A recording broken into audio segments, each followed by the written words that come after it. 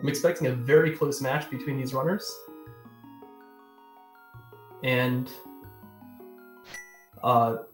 execution-wise, they should be just about even. And here we go. Just an arrow upgrade in Link's house. Seems like we are seeing both runners move up on their way towards Hyrule Castle, probably going to check Uncle. LiteYear picking up that sign, a little bit more consistent way to kill the guards, and BadMoonZ skipping the guards and the tier 1 tree pull associated with that. So let's see what LiteYear gets from this tree pull. Just green rupees, so BadMoonZ not missing out on anything there. More weapons upgrades from Uncle, nothing we're really excited about yet. And both runners will be picking up a little bit of magic here. Oh man, these guys are going to be fine on arrows and bombs for this whole seed, since they can carry a whole ton of them now. Sanctuary holds, just 20 bucks.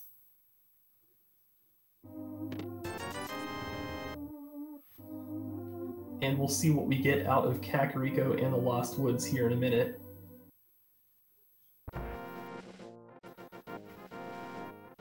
Now here, the players have the option to go up and check the Lumberjack Cave just for safety to see if there's anything there. I'm a big fan of skipping the Lumberjack Cave, but then again, I'm prone to gambling, so you shouldn't trust me or anything I say in regards to routing. These runners are much better. BadMoonZ taking that tier 1 tree pull and just getting the same green rupees. Oh, but the Bush Crab seems to have blue rupees today, which will definitely help in Kakariko Village to ensure that the players have enough for Bottle Vendor and for bombs if they need it. Hook shot in the Lumberjack Cave, so we have an aggro-acquired seed right off the bat, and we're getting a map check, all pendants. So the green pendant is at Desert, the red and blue pendants are at Hera and Eastern respectively, so all of the crystals are in the Dark World in some order. That's going to make for a very interesting seed here. LiteYear getting blessed with some bombs from the Lost Woods, and I'd love to see a heavy Dark World crystal seed. That means there'll be good opportunities for execution between the runners. But still nothing in the way of progression besides just seeing that hook shot at Lumberjack. They will not be able to get that until they have both cleared Aghanim 1 in order to get those Lumberjacks away, and have the boots in order to bonk the tree. So how long will it take them to get it? We don't know.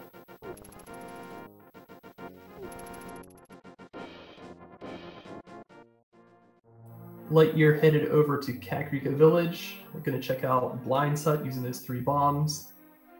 You only need 3 bombs for Kakariko Village, but you normally want a couple more when you leave to get a couple other things like Mini Moldorm Cave and other caves that require you to bomb them.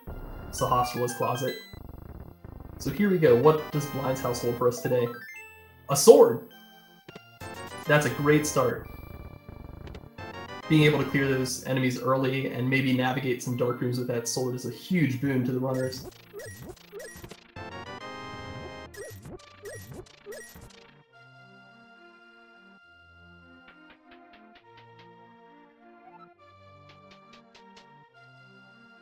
So just picking up some more rupees going along here. It appears both runners are good on rupees for Bottle Vendor, so that's a concern that they can both check off.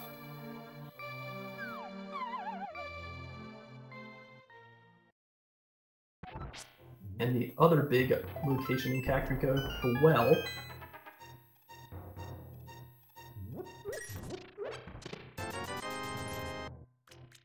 Just some money and a heart piece so far. Lamp! Excellent. So that's 1 piece to the Aghanim puzzle.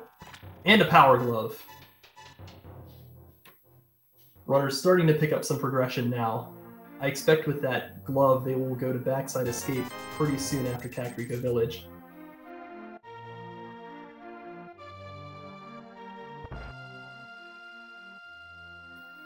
Moving along south to the Chicken Hut. None of these runners having any grudge against chickens so far, none of them getting them stuck in the wall like you can. And just a piece of heart. And we are out of hosting mode, so if your commentary has been locked, I'm sorry for that, but you should be good now to commentate on this race or to leave comments in the chat.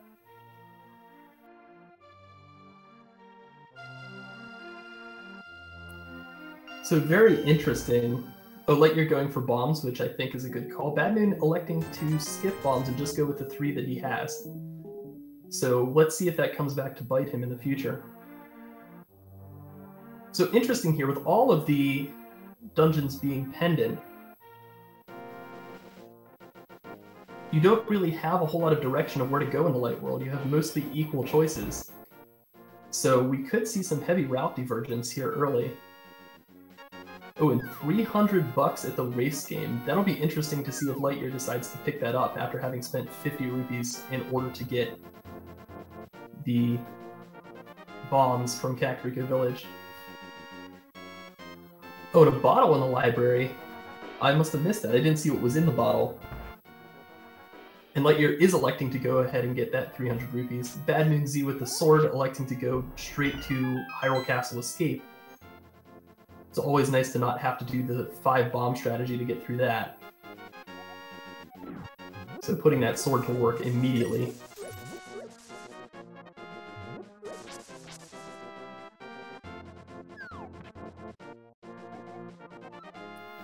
And LiteYear finishes his race game speedrun with a final time of 9 seconds. Hey everyone, hey Maximum Barnage. Sorry about that. Maniacal's back! Back as if I were ever here, but how are things going so far? How are you doing tonight? Oh, things are going great. I don't know if you've been following, but we have a hook shot in Lumberjack Cave. Oh baby. So we are going to be seeing Aga today, one way or another. Before both runners can hover and swamp his pendant. We also know that all of the Light World dungeons are pendants. Ooh, that is an interesting one. The green pendant. We are going to see some dungeons today, folks. Yeah, the green pendant is at desert. The other 2 are the red and blue. And looks like an early sword for the runners as well, and lamp. Yeah, sword, lamp, and glove were pulled from CAC. Okay, wonderful. There's a bottle in the library, but that may or may not be relevant. And so we're just trying to figure out how we're going to get the progression items to get through Aga so we can get that hook shot. Yeah, I guess we're looking at a sword upgrade or a cape away. Plus boots. I don't know about you, but when a useful item is at Lumberjack, and that's what I think is pushing me for Aga, I'm really reticent to go to Aga until I find those boots. I'm always reticent to go to Aga. I hate Aga. What a terrible boss. Terrible bosses, these mini Moldorms. The mini Moldorms, especially without sword, are the true early game boss. And we have BadMoonZ going to Backside Escape. Play that I was expecting a bit sooner, but we will now have both sides of Escape finished. And a red boomerang picked up from LiteYear, not much else of consequence from Mini Moldorm. Yeah, so I guess both runners have done the Uncle to Lost Woods to CAC, and then LiteYear headed south and BadMoonZ is clear and Escape. That is pretty accurate as far as we're going. And LiteYear continuing on, going all the way over to Ice Rod Cave, the Resident Sleeper way, without the boots or the flute. Looks good. BadMoonZ getting his key from the dark part of the Escape in the back. We'll see what happens here at Ice Rod Cave, but I like this decision from LiteYear. I've been burnt by this one too many times. Oh no, and getting trolled there by that guard. I like the decision by BadMoonZ actually to go back here, and he finds the fire rod. Paid off. That is big. The reason I like that is because the game had to give you the lamp for something. We already know the lamp is required for Aghanim, but the lamp tends to point you in certain directions, either to those dark rooms in Eastern or to Backside Escape to get that one item location in the dark. Yep, that's exactly what I was thinking, Maximum Barnage. I think that if I'm BadMoonZ, I'm thinking about skipping Ice Rod Cave, and I want to get over to check Sahasrara and get myself into Eastern, even though it's a pendant. And Ice Rod Cave had nothing of consequence. I didn't see what it was. I believe it was a bomb capacity upgrade, but I am not 100% on that. The early game was... It was not of consequence. The early game was heavy on those. We have a ton of bomb and arrow capacity right now for these runners, which is hidden.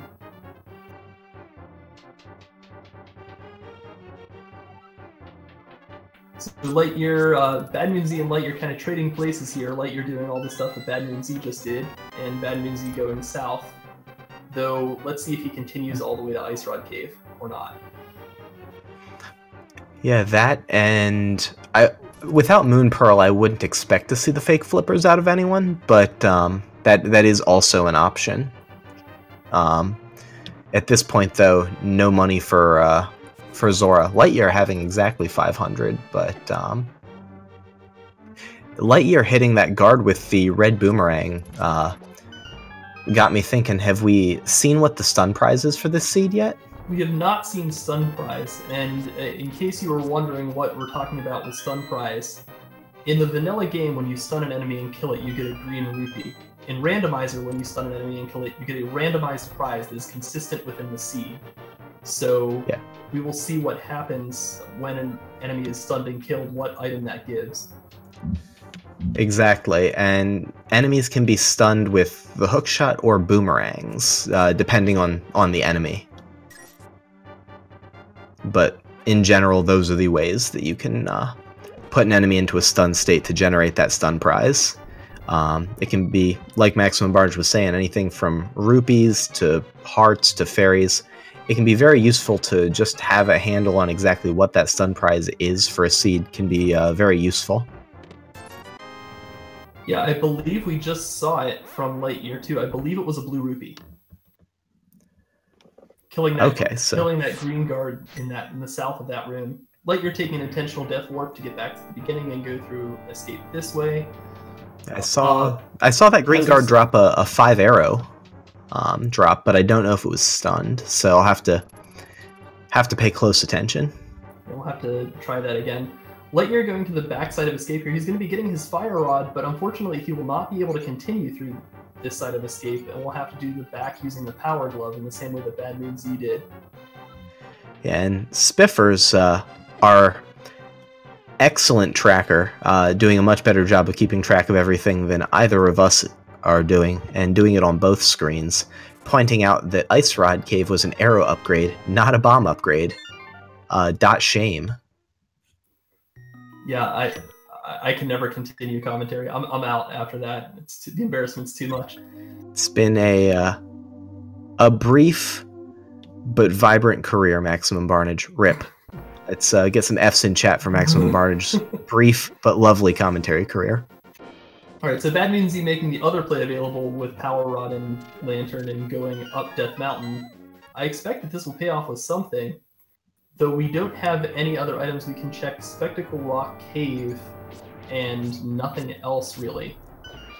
Yeah, this is a slow 2-item check. I think that because BadMoonZ has the items to go get to this location, that it's a good call. But I also, I also like getting over into Eastern. Yeah, that Eastern check can be pretty worthwhile, especially with the 3 items at Sahasrara. And yeah, we see there's no payoff here, only a heart container in Spectacle Rock Cave, so BadMoonZ will have to search elsewhere. Yeah, getting that save and quit point for the mountain setup makes that particular traversal a little less costly than it might initially seem. Yeah, it could pay off in a couple of different circumstances, so it's not as bad a time loss as it seems. BadMoonZ heading over to Eastern, checking out what items are over there. Let's see what's in Sahasrara's closet here in just a minute. And we get a stun prize, which is a blue rupee. Yes. So, not the best stun prize, but can be useful, especially in BadMoonZ's situation, under 500, just in case you need to farm up to get that cash for Zora or Kiki or something like that. And the difference here, which probably also... Oh, Moon Pearl! In Sahasrara's closet. Yeah, so we are a hammer glove upgrade away from Dark World access. Yeah, we're getting pretty close, but I suspect that the Dark World access is also going to come through Aghanim. I think we're going to find something here in Eastern. I'm betting Cape. I'm betting they find the Cape, and then they're going to have to go to Aghanim to get into the Dark World. Yeah, I think we're looking. Yeah, Cape, sword upgrade, glove, or hammer are our 4 options. You're on Cape. Sword upgrade's probably where the smart money is, but I think we're gonna find the hammer. The smart money is never with me. Just as a point of reference. As a guy who likes to gamble, that's not a good thing, man. I mean, it's in the... There it is! The hammer! Oh no! I was totally wrong. Okay. Called shots. Alright. That is Dark World access from that hammer. So that is complete Dark World access. Aghanim not required just yet, but we know he will be eventually with that hook shot in Lumberjack Cave. BadMoonZ electing to continue on Eastern Palace. It is kind of out of the way to get here, so I certainly can't blame him, but I would be very much drawn to going to the Dark World immediately, seeing as how we know that this is a pendant dungeon. Yeah, I continue through Vanilla Big Key in Eastern almost every time, excepting situations where I don't have something to guide me in a dark room. But I mean, that can be something as simple as bombs. So Eastern's just, it's a pretty low cost check. I mean, it is slow to walk the whole way through, and you're gonna have to come back through it. But I can get behind this play. And a nice quick Stalfos room from BadMoonZ there. Not tripping the spawn points on the floor, going and getting his vanilla, or not vanilla, his big key here. Gonna be able to check this big key chest, see if the second item rests there.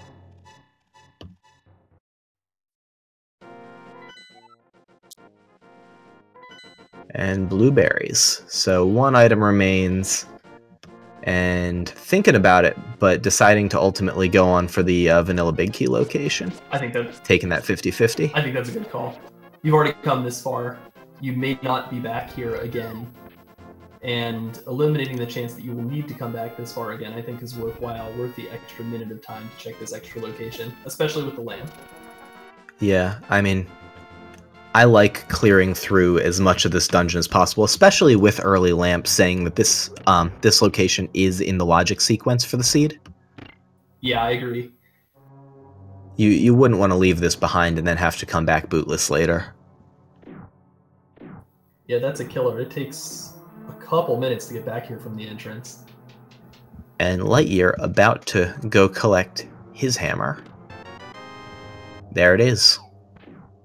BadMoonZ having a bit of trouble with the damage boost into the anti-fairies, but clears the full room fairly quickly anyway and gets the final item, which is a heart container. So Eastern Palace is now dead, unless we have a pedestal seed in our hands and need that red pendant. Yeah, we know that the last item is the map, and it is on the Armos Knights. So that always feels nice when you can clear off all the items and just, you know, scratch a location off an entire dungeon, and even if you're leaving it incomplete. So I'm not sure if we saw a map check from LiteYear, but he did talk to Sahasrara to find out that the green pendant is a desert. So not having the information on what's crystals and pendants might come into play here. Yeah, the music will cue LiteYear, this being pendant dungeon music that we're hearing. So that, I'm sure, is what LiteYear is using to determine, you know, the value of this location. But you're right, if LiteYear talked to Sahasrara, Spiffer's saying LiteYear checked the map right after Saha. I was gonna say, if LiteYear had checked before, we probably wouldn't have seen any conversation with Sahasrara. Sahasrara is a baller in Key Sanity, where you can only check the crystal versus pendant when you have the map of that dungeon. Sahasrara still tells you the info on the dungeon, so that's That's a big piece. Yeah, that is actually really valuable. BadMoonZ is going to head into Thieves Town, it appears, first, followed probably by Skullwood, since we know those are both crystals. And we get our first bottle. Yeah, bottle at the chest game. Looking like doing the Village Outcasts locations and probably Thieves Town prior to Skullwoods. No Skullwoods check yet. I can't see a huge difference between doing the dungeons in this order versus doing them in the reverse order. And there's an Ether Medallion. Yes, Village Outcasts. Having some good stuff so far. Yeah, I mean, we already got all the bomb and arrow upgrades out of the way from Uncle and all those early locations, so let's see some action. Yeah. But every seed has infinite red rupees. Flute! And the flute! Wow! Loaded Village of Outcasts. That sea house was for see what was hiding. You wanted this flute. I'm just gonna leave that one alone. Darn right you are. I mean, I don't even know what to say to that. I got all night, man. The C was for swag duck.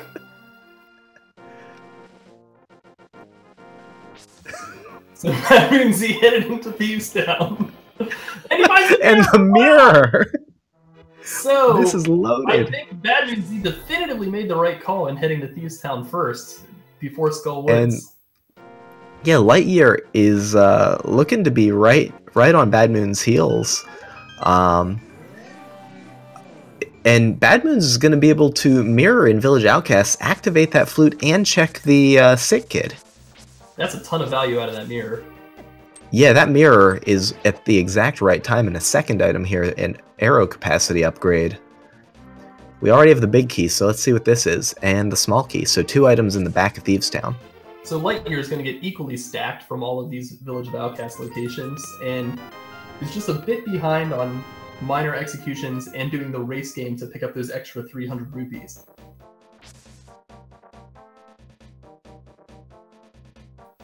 Yeah, both runners have bottle. That should be on the. I see that on both players' tracker.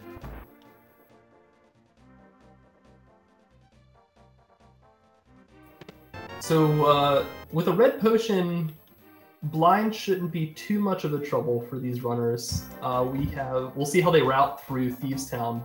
Hellway and some of these spike rooms can certainly be a large hassle, especially with green mail. Yeah, with 6 hearts presently, having that red potion is, at least for me, always really, really comforting going into blind. 6 heart green mail blind usually is fine, but can go wrong. And these little green crickets or lizards or whatever they are, these things hit for 2 hearts. They're disproportionately strong, like those Light World crabs, and BadMoonZ realizing that they also are immune to fire, because reasons. I had no idea. Those guys are tough. Yeah, but getting the important part of this part of the dungeon down, bombing that floor out, on his way down to blind, and LiteYear choosing to do some overworld stuff, doing the digging game. See what he digs up. This is a very interesting call from LiteYear, seeing as how you know you have 2 crystal dungeons right in front of you in Thieves Town and Skullwoods, and going this way to get down to BadMoonZ down to 1 heart too. So give energy to BadMoonZ. Yeah, this is a slow area to take a death, so hopefully BadMoonZ can play it safe. Come on, horse, behave. Oh, wow. That was very close. Close dodges. LiteYear not really getting paid off for this play, but we'll see what Hype Cave has to offer here pretty soon, presumably. Yeah, and did we see... Oh no, because LiteYear doesn't have the mirror yet from Thieves Town. Can't do the South of Grove mirror spot, unfortunately. And also cannot get back into Thieves Town without a saving quit, or going all the way around. Yeah, and a cool maiden palette change there. And did BadMoonZ just walk by the maiden chest? I think I did not. I think BadMoonZ may have miscounted the Thieves Town items. I thought we were on 3. Because we are on 3. There were 2 in the front half, a small key and a big key, and upstairs was the 3rd. We've not yet seen the map or compass. Those are 2 of the 3 items between the small chest, the big chest, and blind. So if blind doesn't have an item, this potentially could be bad for BadMoonZ. I think that they may have just miscounted. Well, with 3 items left, and you already possessing the small key, one of those has to be an item. Yeah, this is the sort of thing that I think, you know, you can... Oh, and taking the blind death, that is unfortunate. Trying to get that red potion off. Yeah, that was just really unfortunate positioning. I like the idea of saving the red potion until absolutely needed, but he just got in a really bad position from blind between those heads and the fireballs. LiteYear activating his flute, so let's get some Swag Duck anthems in the chat. I'm not singing. No Dr. Bob today. No, no, no. You aren't going to get a song out of me. Bad puns, absolutely, but song TBD. And back to blind for round 2 for BadMoonZ. Luckily, still with that red potion. Oh, so I see what LiteYear's thought was here, and now I am in a little bit more agreement with his play. His thought was, since he did pick up the flute and that bottle, that he wanted to activate that flute as soon as possible. Okay. So he was going to go to Light World Death Mountain via, I'm sorry, Light World CAC via save and quit. Yeah, and that... But he's going to... That's only punishing if the mirror is right around the corner. Which it just happens to be. And BadMoonZ getting through the blind fight with the help of that red potion. And only a map! Yeah, we'll see if... Sorry, go ahead. If that 4th item happens to be something that is progression in Thieves Town, that could be a big problem for BadMoonZ. Yeah, we have small chest and big chest in the basement left. We'll see if that comes back to bite BadMoonZ. I have a feeling, just based on the way they handled that and how low cost those locations are once you're already down there getting the maiden, that it was just a miscounting error. Yep, and BadMoonZ doing the play we suspected, mirroring out, getting his Swag Duck, and then presumably going to Bottle Kid. Yeah, which we know isn't going to do anything except for give the runners infinite mobility with the flute, so... So in the chat... I love early flute. I love the mobility that early flute provides. Why we started late in the chat was just some technical difficulties getting the restream started. LiteYear picking up his mirror. But we're online now and we're hyped for this race, so we'll see it. LiteYear definitely going to benefit. He picked up a bunch of heart pieces in Hype Cave, which was mostly unhelpful in the way of completely unhelpful in the way of progression, but will definitely help for blind here. Yeah, it's gonna save time on the blind fight, assuming that things go reasonably. That could also have been a contributing factor to him going to Hype Cave first. We'll see if we get some rage slashes over this mirror, but I don't think we will. Or no, sorry, the mirror was the first chest, and we did not. Yep, he already has it, and he is not at all raging. He is just moving on with his day. What is that bunny sprite? That looked like a Mog or something? Yeah, it looked kind of like a Moogle. Okay, it is a Moogle. Cool. Isn't this character not from the Final Fantasy series, though? Isn't this character from Secret of Mana, I believe? This character. Yeah, I believe so. BadMoonZ electing to go into Tower of Hera. Let's see what items this gives him. This is only a pendant, by the way, so not necessarily required to dip in here. Yeah, it's a relatively quick check if you're already going to be up here. And so with the mirror and the hammer opening up all of East Death Mountain in the light world, I can get behind this one. Yeah, I mean, I think Tower of Hera is pretty much a 100% check for me, pretty much all the time, just because of how quick it is and how punishing it is if there is progression in Tower of Hera and you miss it.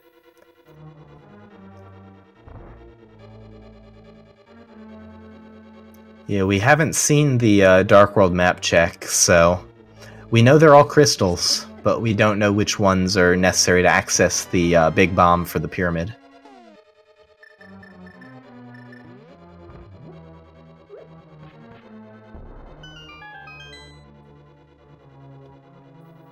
Right, and no items yet. I believe we picked up the map and the compass already from Tower of Hera. Yep, map, compass, big key. That means that there is an item in the basement, because there has to be a small key, right? Yes, there's small key, and then Moldorm will have an item, and basement will have an item, so we're gonna see that happen. We'll see if BadMoonZ elects to grab the pendant. I would. Yeah, you're already here. You may have a pedestal seed. It only takes a couple of seconds of fanfare, so BadMoonZ going into this fight. Now it'll take 3 hammer hits on the tail of Moldorm, or 6 slashes, or a combination thereof. And I definitely prefer hammer, because hammer you can keep Moldorm from ever going into the fast and rage state, and a very quick Moldorm 1 from BadMoonZ, really clean. And the item is the Titan's Mitt. Oh, the mitts. There we go. So, that progression is for BadMoonZ. And, as we saw from LiteYear screen, only 50 rupees in that chest, beside the maiden. Yeah. Yeah, so BadMoonZ not getting punished for skipping part of Thieves Town. And getting that mitt, and not going back for the basement. Leaving an item behind again. This man's a gambler. I like him already. I mean, mitt, there's so much opened up. I can get behind this. There's just all of the Dark Death Mountain locations as well, excepting the back 3 of Hookshot Cave, and we know what it's, or accepting all of Hookshot Cave, and we know what it's going to take to get there. And LiteYear, unfortunately, taking a death, he actually used that red potion upstairs on those stupid lizards that we all hate. And LiteYear electing to go elsewhere rather than killing blind, which is totally defensible. I mean, you can probably come back here with the boots. You know the boots are required, because you have to get that hook shot. Yeah, you know the boots are going to be somewhere, and you know that blind does not have an item. So there's no progression other than obtaining a crystal. I like the decision to cut losses for now by LiteYear. Yeah, I think that was a very seasoned call that a less experienced runner might be more hesitant to make, but LiteYear definitely going for it. Yeah. LiteYear's playing pretty composed. BadMoonZ, though, seems to be ahead and with Titan's Mitt, though we'll see what Skullwoods has to offer for LiteYear, since BadMoonZ did not go here. Yeah, and this is a round 2 match in so the round of 32 for these runners. BadMoonZ winning his first match 2-1, and LiteYear winning his 2-0. So both these runners with a good amount of wins under their belt. Both of them know what they're doing at this point. Also, BadMoonZ went 4-0 in his group, so both of them have only dropped 1 game throughout this entire tournament so far, so kudos to them.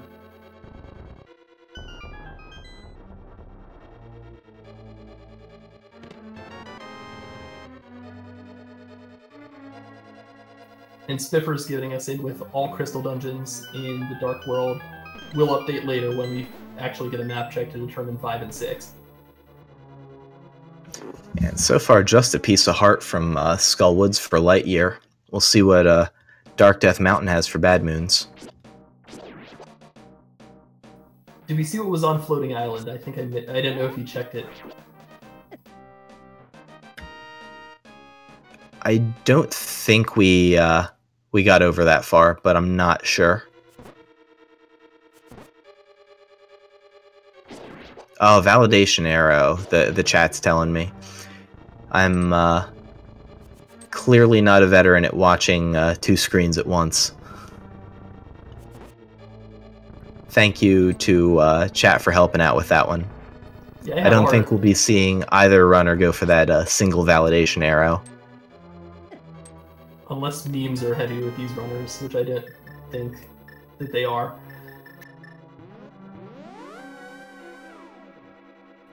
And Turtle Rock Medallion is Ether, so BadMoonZ could enter, but could just stare at a giant gap that cannot be hovered without, and that no Cane of Samaria is yet found for crossing. Right, so BadMoonZ giving up on Death Mountain, getting all the locations from there. Cannot check Hookshot Cave, cannot check any locations in Hookshot Cave, and cannot do the Spike Cave either with his current item set. So yeah, so leaving behind Hera Basement. Yes. Presuming that he's going to come back, though. Hera Basement's one of those that I'm only coming back if I leave it the first time, I'm only coming back if I absolutely have to. LiteYear finding just a piece of heart back here and not opting to try to kill Mothula here. That can be a really tough fight, especially on the 3 hearts that he's on.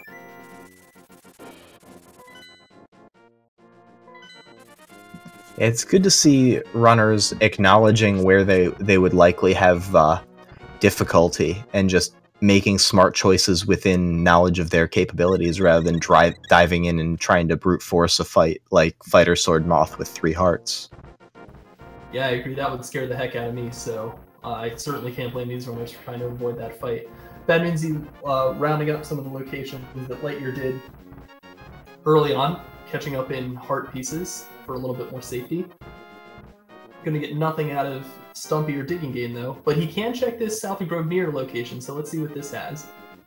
Yeah, this and the Mirror Ledge are both open. I don't think we've seen Mirror Ledge. We have not. I don't think either runner has progressed towards North Dark World. Oh, wow! Oh, my! That is going to be Cane. Yeah, Cane of Samaria there at the South of Grove Mirror spot. That is going to be a tough one for LiteYear to route back to. That's got to be a tough spot to catch as a one-off at a weird spot on your map. I think there's a chance, since we know that Swamp Palace is a crystal, that LiteYear will go there in tandem with Swamp Palace. But if the Cane blocks the flippers or one of the items required for Swamp Palace, that's going to be trouble. Yeah, if, for instance, boots are over in Mire, for instance. Or Turtle Rock. Or boots actually lock Hookshot, so Hookshot plus boots can't be in Mire. So boots can't be in Mire at this point. We know that, because the Hookshot's behind the boots.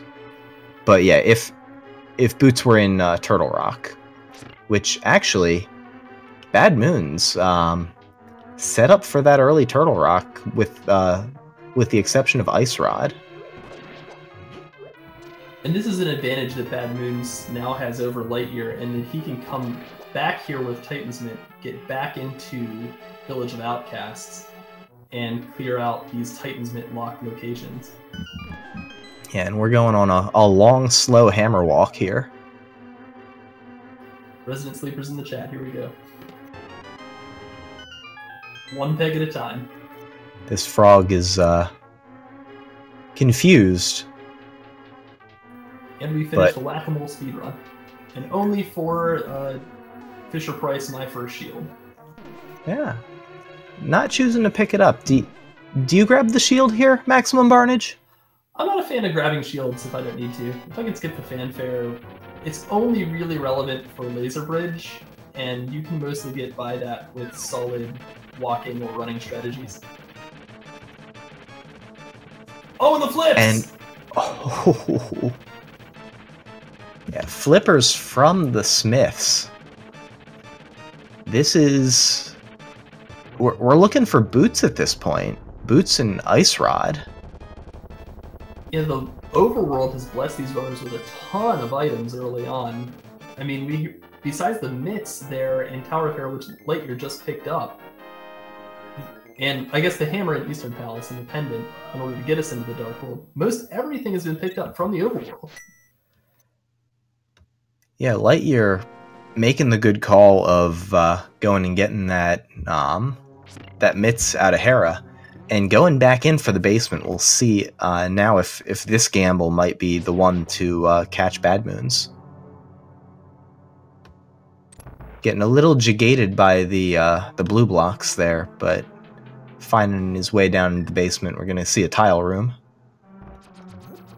Interesting check of Meyer here, and we see that it is the Quake Medallion, so that is another required item for Go Mode. We already know that Turtle Rock is Ether, but we now know that Meyer is Quake, so we will need another medallion before we are able to get into Go Mode. How do you feel about Blind Ped boots?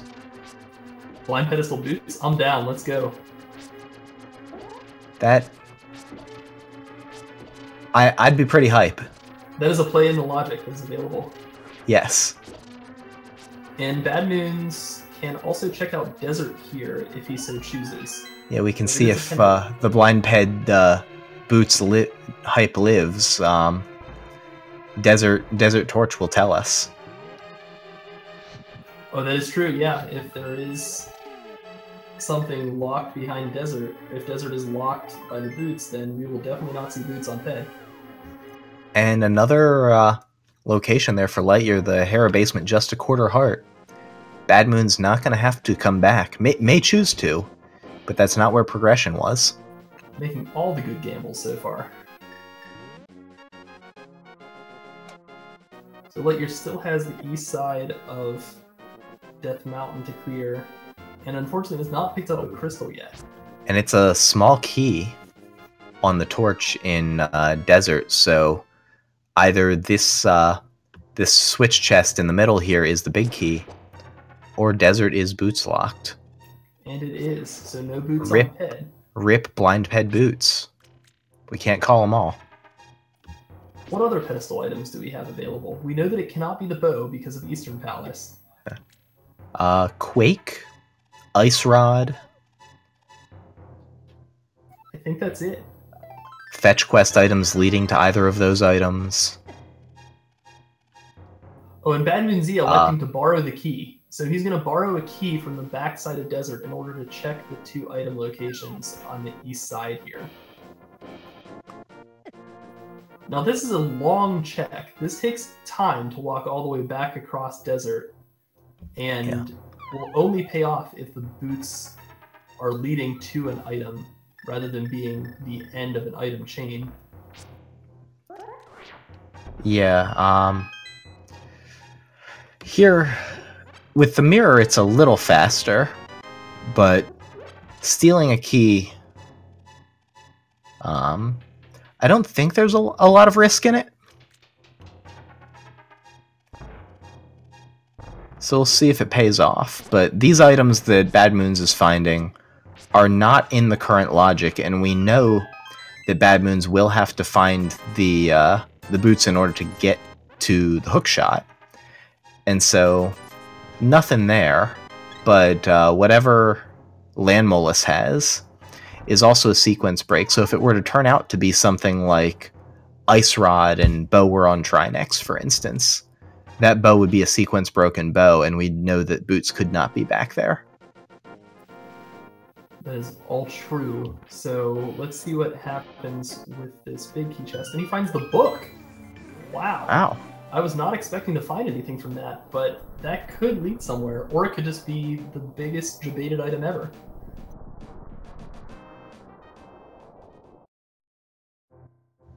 We currently do not have the tools to check tablets yet, so just a fighter sword. So we can at least see what they have, but we can't get the items off of them. Yeah. Ped could also be our second sword. Oh. I don't wish that on anybody. I don't wish it on anyone either, but if we're trying to be completionists about what our pedestal possibilities are, we could have double sword tablets and sword ped. Oh, that's nasty.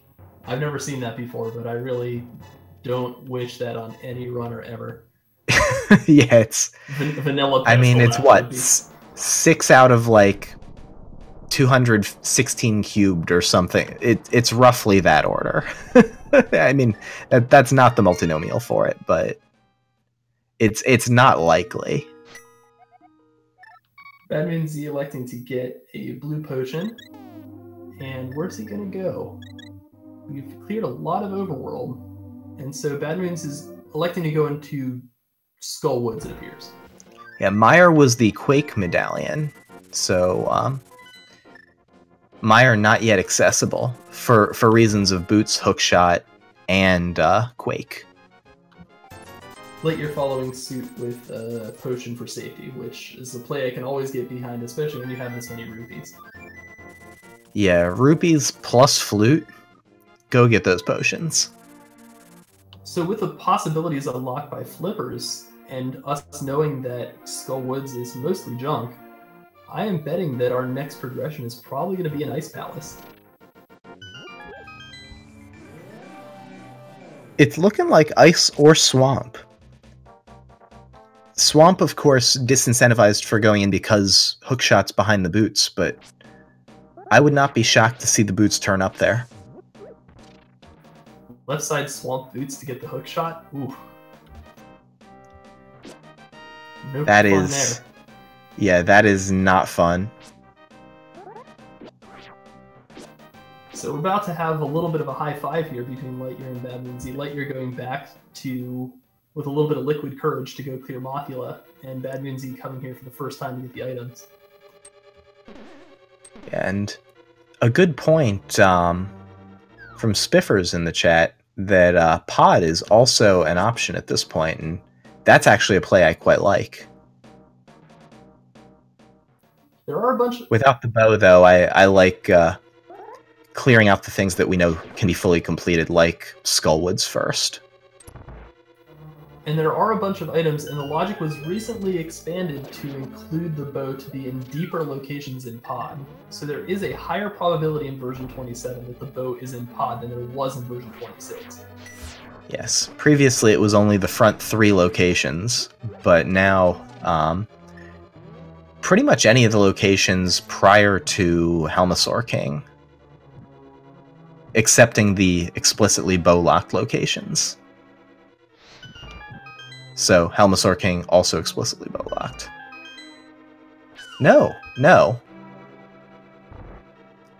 But I don't think you can get there. Well, most of the time you can't.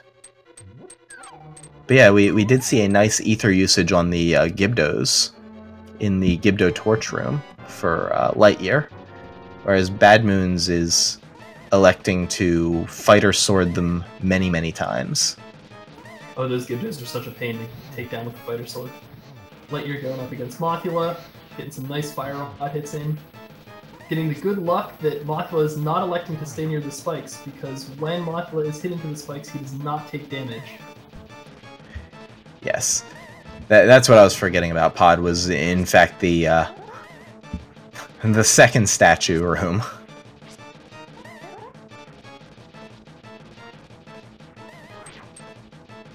And we have 2x Mothula fight going on right now. Oh.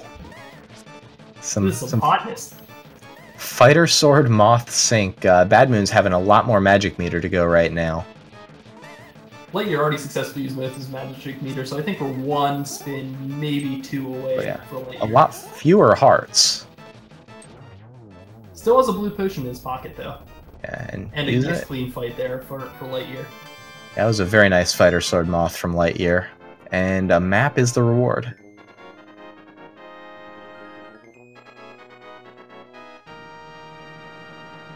So I do not believe we've still seen a map check from either of these runners. So next time we pause, we'll have to see if this was Crystal 5 or 6 that was collected here, or neither.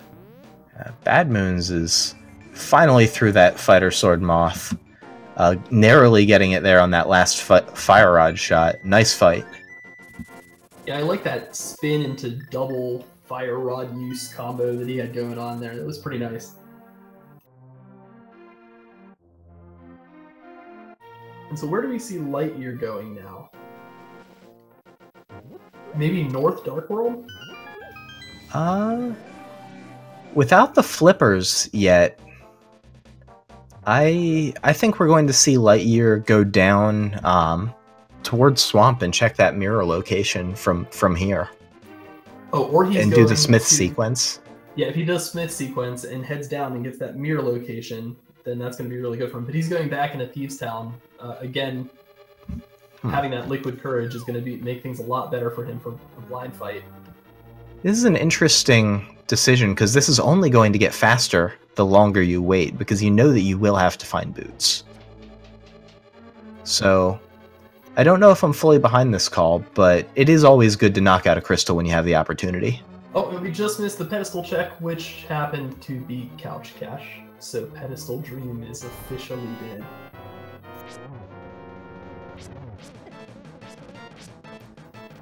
And LiteYear in for round 2 with blind. Sorry? We still have the Fat Fairy Dream. We still have the Sahasrara Pendant Dream, since we know that Desert is going to be a while before it's able to be completable. So definitely still some trolls available in the seed. And we will still be seeing Aga 1 at some point. And a much cleaner blind this time from LiteYear. Actually, a pretty nice fight there. Yeah, barely got hit at all. And BadMoonZ electing to go north, making the pod play, it appears, maybe also looping in Catfish and Pyramid. That appears to be what he's doing first. Lumberjacks is hook shot. So we definitely need to clear Aga this seed, despite the fact that we're already in the Dark World.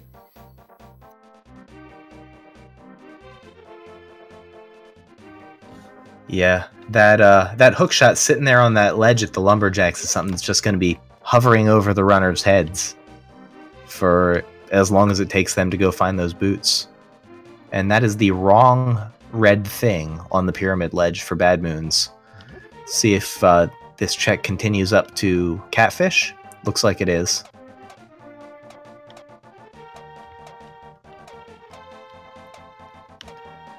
LiteYear with a slightly different handling of the slow hammer pegs, but about to not here, but very soon get those flippers. Let's just hope that he continues that route south, or that idea, which I think the flippers incentivize him to go that way, towards both Swamp Palace and Ice Palace. And interesting, BadMoonZ choosing to spend on a blue potion down below 500 rupees, maybe planning to make use of that stun prize to farm up for Zora. Well, that could be dangerous if he forgets that the stun prize is 5 rupees. That is a really easy thing to forget when you have so many other things going on in your mind. Oh, nope, he definitely remembered. Here he goes. Yeah, looks good. Looks like that was the play. Well played by BadMoonZ. That is something that a lot of runners will forget, and that I've forgotten that stun was 5 rupees already.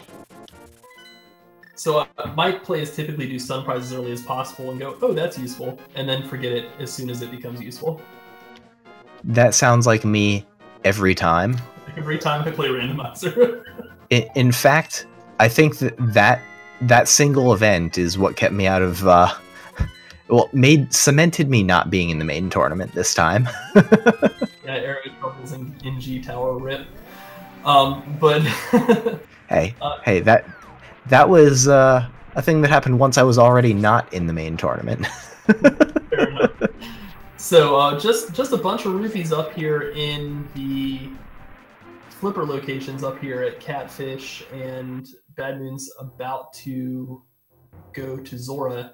We have not seen Zora from either runner yet, so this is brand new. Yeah. Nor have we seen the Meyer shed, so... No, we saw... Or wait, yeah, BadMoonZ did it over at Desert, sorry. Yeah, that was accessible.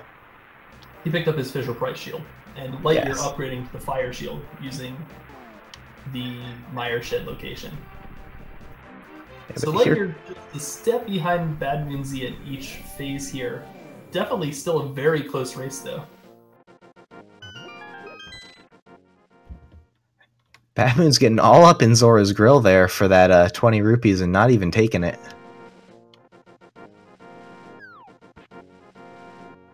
Let's see what BadMoonZ likes to do next. I think here we're going to probably see the pod play, but could go... No? Looks like... I don't know where we're headed.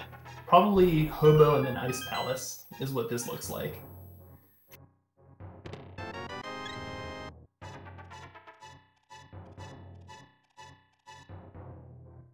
So just coming this way from Link's house, going up to Hobo, and then probably cycling back down and heading right into Ice Palace, if I am reading his play correctly.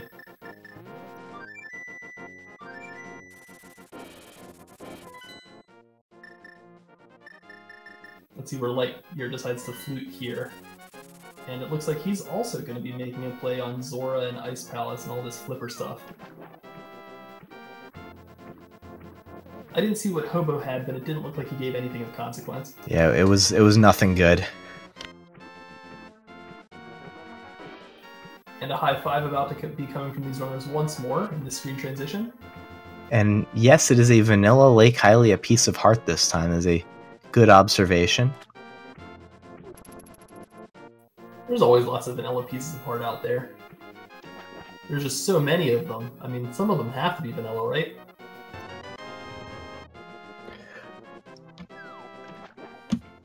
Pedantically, technically wrong. I get your meaning. Heading into Ice Palace, unfortunately hookshotless. We don't have the boots yet, so we're not going to be getting the hookshot, so we're going to be seeing some interesting strategies in order to maybe get those right side items, perhaps some exotic bomb jumps. We'll see how he handles this hookshotless Ice Palace. Yeah. How I handle it here is cross fingers for first chest small key.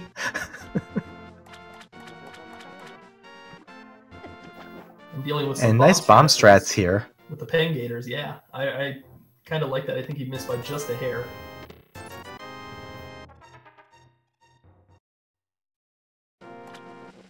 And as chat pointed out, Fighter's Sword, Hammer, Cold Stare is not a place that any runner wants to be at any point. Yeah, that blue potion's gonna come in handy. Getting a few fire rod shots in.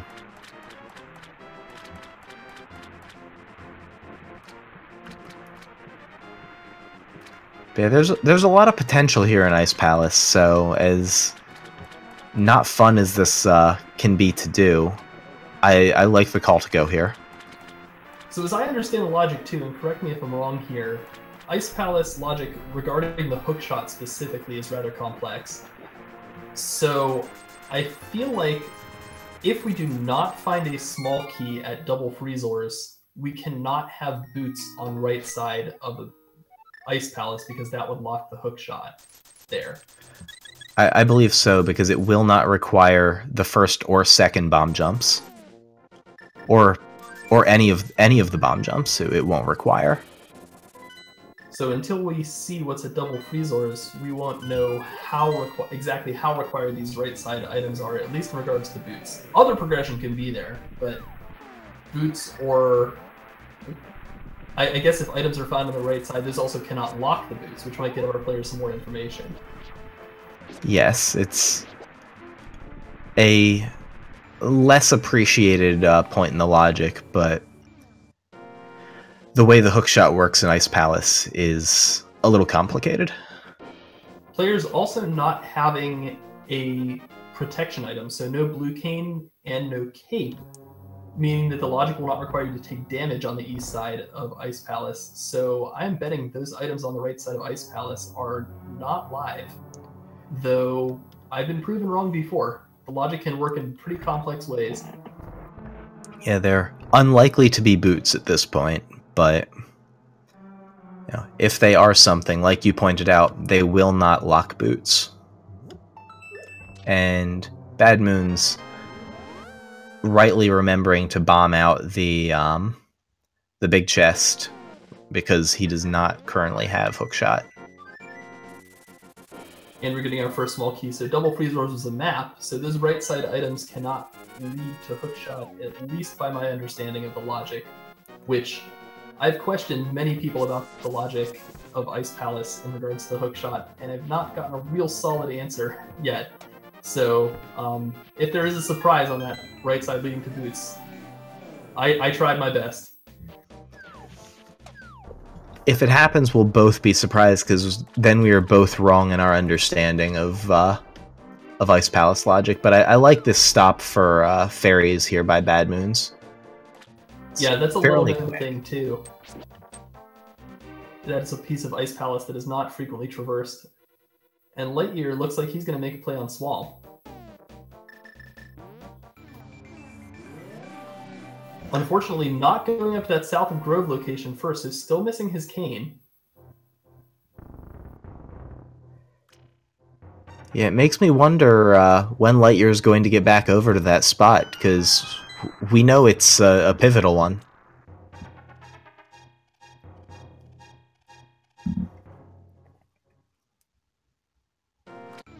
And there is Master Sword. Yes. Yeah. Excellent. That is one piece of pedestal gone. And quick thanks to Ghetto Ted for the $4.99 sub. Appreciate the support. Absolutely. Thank you very much, man. Alright, so Master Sword is going to make this Cold Stare fight significantly more bearable for BadMoonZ here. And he's electing not to try to bomb jump across this. He's going to leave those items on the right side. And boots! We have oh, wow. From Swamp Palace. So that may be a stopping point for BadMoonZ. But unfortunately, I think this will also lead LiteYear further away from the cane. Yeah, that is a forced double dip Swamp Palace.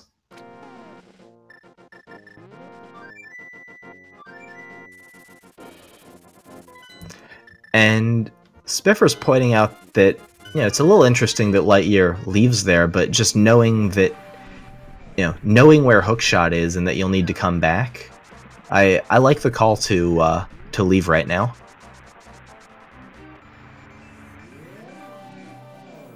BadMoonZ having his fight with Cold Stare.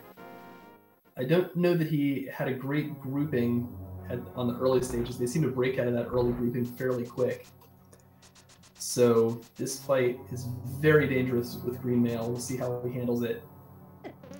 Yeah, thankfully this sword upgrade is gonna put in some work. Being very judicious with those fire rod shots. And LiteYear now, after not electing to steal the key in Desert, going over to complete Desert. He also now has the option to kill Lanmolas for the green pendant and see if that gives him any progression. And BadMoonZ finishing up the Cold Stare fight, mostly safe. Still 6 hearts remaining. Nice solid fight from him and collecting his 3rd crystal. And deciding to go back for the right side items as well. Oh my. Yeah, this is a big call. So what could the right side contain here? The right side could contain bow. It could basically contain anything that we need for a progression item, since we now know where the boots are. Yeah, bow, ice rod, and cape. Cape would be a big one. Though I guess with the Master Sword from BadMoonZ, we now also have access to Aga Tower that way. Yeah, cape would indicate that I guess the logic wants you to double dip Ice Palace. So I guess Yeah, that would be really interesting. Let's see what these east side items hold. Meanwhile, LiteYear making quick work of the backside of Desert Palace, especially quick now with the boots. This is an interesting call, certainly. Yeah. LiteYear perhaps feeling a little behind. Yeah, and for anyone just joining us in the chat, we know that the Lumberjacks have hookshot. And so that is what is gated behind Aghanim 1 right now, so we fully expect the runners to have to go back there, especially with Swamp being a crystal. Yeah, for me, as soon as I have those boots, I immediately want the item in hand. I immediately want that hook shot, and then I want to go clear the rest of Swamp, because it already gave me something. I'm going to hope that it gives me something else. LiteYear going into the Land Mollusk fight, using that Fire Rod, knocking down 2 heads on the first cycle, and it's the third coming in just a minute. Oh, nice shot there at the very end. Hitting him right before he goes into the ground, and only a red rupee for his troubles, but also the green pendant. And we haven't seen a green pendant check yet, so there's some potential there. What do you think Sahasrahla is going to have? I think Sahasrahla has some blueberries. I think Sahasrahla is going to be big this seed. I just have this feeling. Coming in with a Quake medallion. That would be big. Quake medallion, of course, the Mire access medallion in the seed. That would break a kind of rando rule of mine, which is most progression items seem to lead to one other progression item, and we already know that those boots are leading to the hook shot. So I can envision boots to hook shot going back into Swamp for more progression, potentially leading you closer to go mode.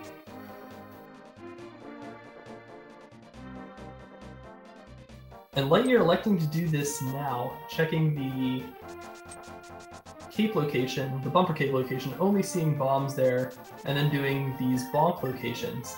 Though I'm surprised you would do this, knowing that you have to come back here in order to get that hook shot.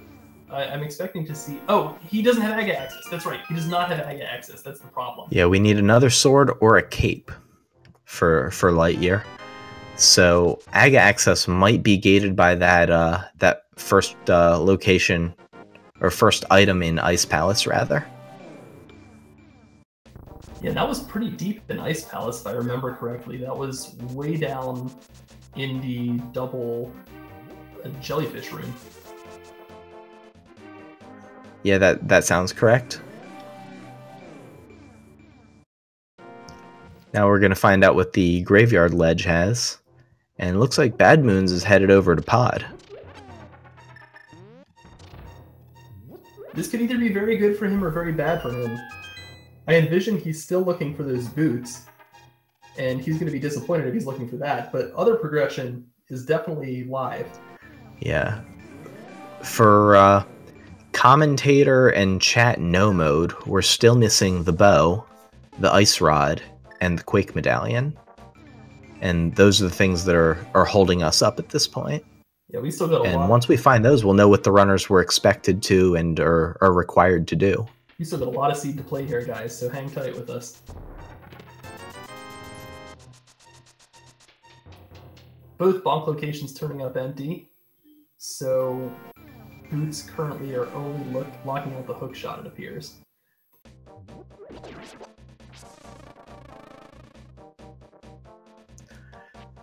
But yeah, we have BadMoonZ in Pod, so if, like some of the chat, you are inclined to get Pod hype, now is the time. I like Pod. I think it's a pretty cool dungeon.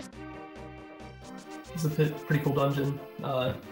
Nicknamed the Mullet Mansion for business in the front, party in the back. All the keys, of course, being in the front, as all the cool items that we're looking for in the back. So we'll have to wait a little while to get Pod hype until we get back to those later locations. I like Pod, so I'm inclined to do the Eddie Murphy and party all the time. I like that. Just go straight to the back. No frills.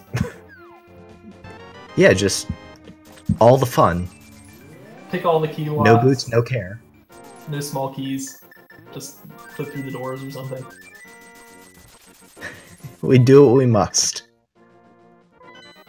You do you, man. Alright, but anyway, BadMoonZ doing the actual possible pod logic and going here. And it looks like LiteYear's also electing to go to pods, so we might get some more high fives. These runners having a lot of the same ideas today. Yeah, and with 5 items, and likely, well, at least 4 accessible items at this point, depending on what Helmasaur has. This is far from a bad play, especially because if you don't find the bow here, it's not that long to go back to pod later. There's a lot of stuff that you're clearing out in pod that is not on the path of actually completing the dungeon, and Green Pendant just the bomb capacity upgrade there.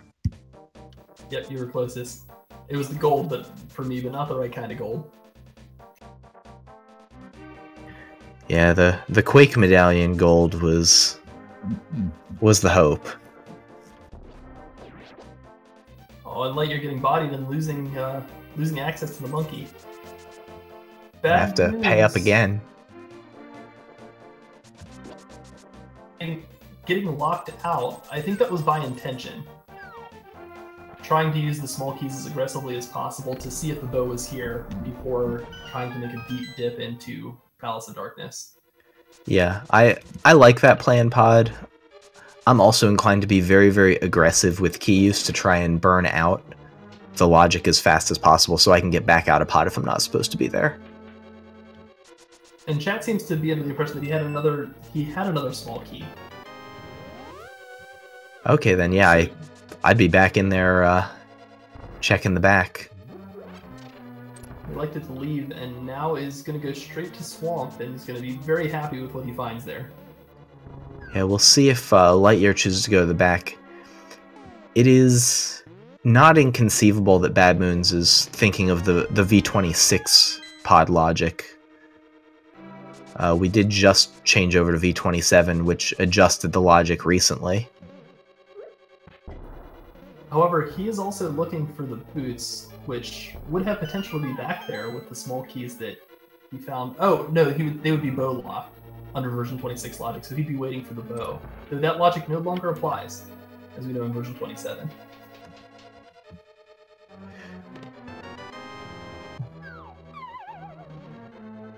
No, if the boots were in back of pod, they would have still been accessible in V26. The bow logic was strictly for the bow. I guess only if the boots would eventually lead to the bow, as in the hook shot leading to the bow in the back of Swamp or something like that. That's more what I was thinking. I gotcha. And BadMoonZ getting those boots, using them right away. And he is making the same play, not electing to go deeper into Swamp Palace, knowing that he'll be able to come back here later with the hook shot, which is a totally fine call.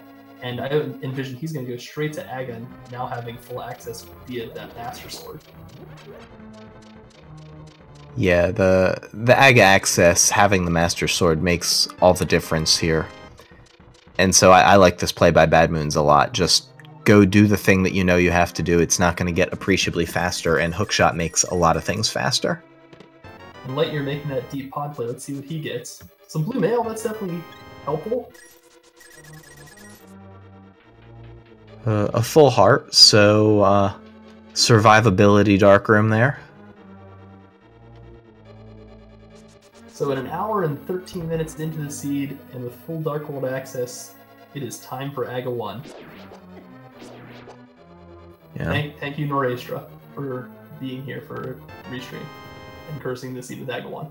The bow! Oh my god! Wow! There it is. That V27 bow. So, something that would have been impossible during the last stage of the tournament coming to fruition here with a bow deep in Palace of Darkness in the Maze of Darkness. Wow. Yeah, I'm inclined to call bow in the back of pod D27 now. Yep, that's gotta be right. So, Now, each player having an item that is unlikely to be gotten by the other one for quite a while. LiteYear leaving the cane in the south of Grove location, and BadMoonZ leaving the bow deep in Palace of Darkness. So we'll see how this plays out for each runner. Yeah, this just got even more exciting. It'll be super interesting to see the route. I definitely like the fire rod use here. Yeah, that shot by BadMoonZ was awesome. Yeah, through the torch hitting the guy. It's like a 360 no scope of Link to the Past. It's about as good as it gets. Yeah, I didn't know that was a shot that was available, and now I'm gonna be inclined to use it. A clean spike hallway dash there from LiteYear. I always like that setup.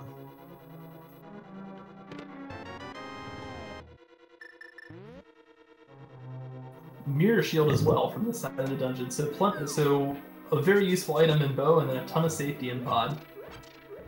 Yeah, and by virtue of having gotten that bow, LiteYear's going to be able to go complete the dungeon. I think that's the huge advantage here. Yeah, that's really big. That might even give LiteYear the edge, whereas before I was feeling like he was probably a bit behind because of that cane. Yeah, just because of where Kane was, I also felt like LiteYear was just a little behind with, you know, the potential for it to turn. But that bow find is huge. At the very least, even when BadMoonZ comes back here, he still has a ton of pod to clear. He still has to walk all the way through the maze in the Dark World to get back to pod. So there's going to be some significant time losses there in having to do that double dip, whereas LiteYear only has to dip once. And I don't want to cut you off there at all, but time to guess how many blue balls you think our runners are going to get from Aghanim. I'm going to guess 4. 0. Got it in before the first one. Oh, here we go. Quick Aga fight. Let's see this. Oh, no. 1. Dead. I'm dead. My 2. 0 blue balls is dead. Oh, that was a very clean turtle room by LiteYear, too. That room can be quite a mess, and he grouped those turtles very well. I think only with a couple hammer hits.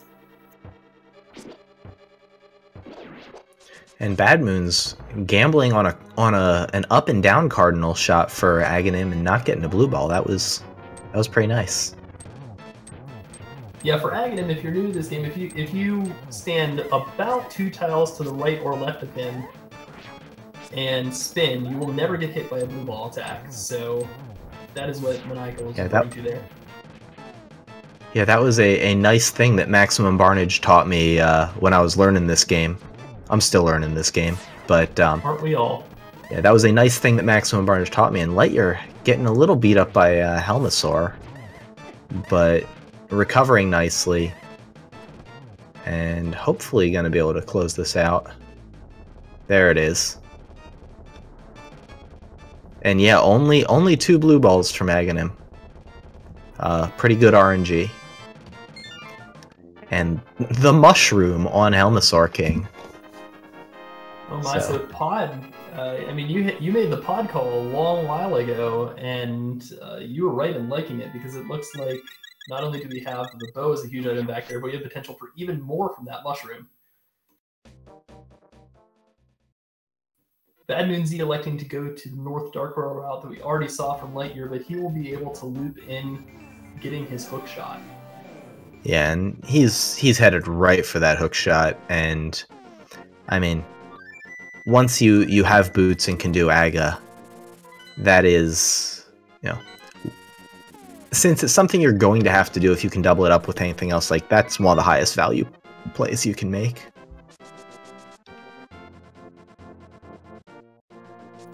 I'm going to go AFK for just 1 second. I will be right back, and just to get ready for the end of this wonderful race. BadMoonZ picking this hook shot. Oh, wow! From the mushroom! Wow, I'm glad I didn't just leave just then. So, those are 2 of our Go Mode items cleared out. That only leaves which ones? Just the Quake Medallion, right? Yeah, we are a Quake Medallion away from no mode. pedestal hype is dwindling, but it lives yet with Quake Medallion. Oh no, LiteYear Pedestal was dead. They already checked Ped. It was just Couch Cash. Oh yeah, Couch Cash was the Ped hype. Sorry, Ped was checked with Boots or with Book. Sorry, with Book. Looking for Boots. You've been hype on that Boots at Ped for the entire I swear I'm awake. A little late start to the race and then never heard anyone.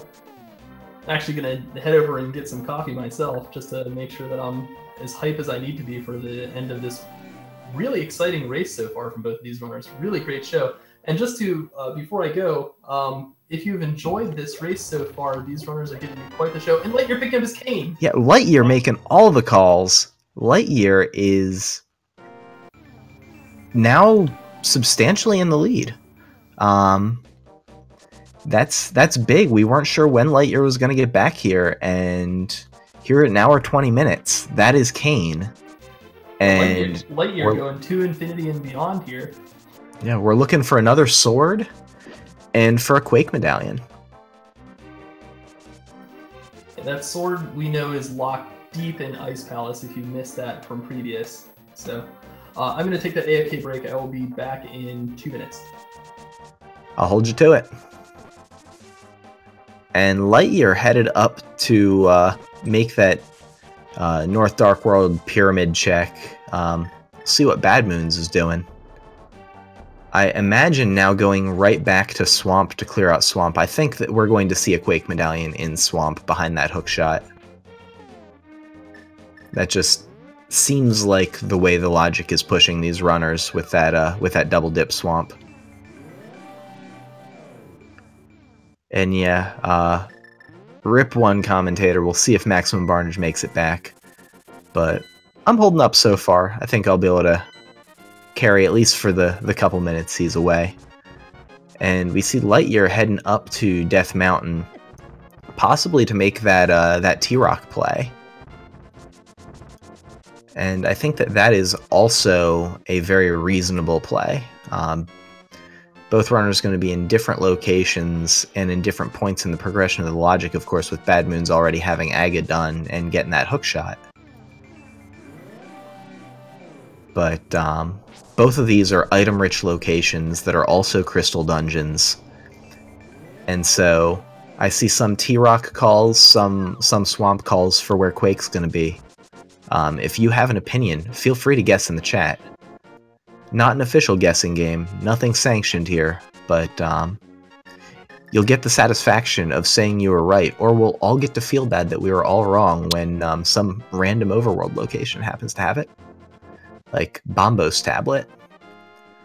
And BadMoonZ into Swamp, LiteYear getting a little jigated there by that Dead Rock. But resetting and taking it a little careful. But yeah, we still don't know which crystals are the 5 and 6 crystals yet. Right, I'm back.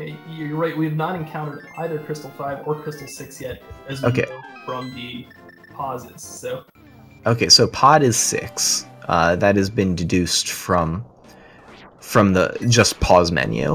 So we see that LiteYear has 1 red crystal. That is a V27 change.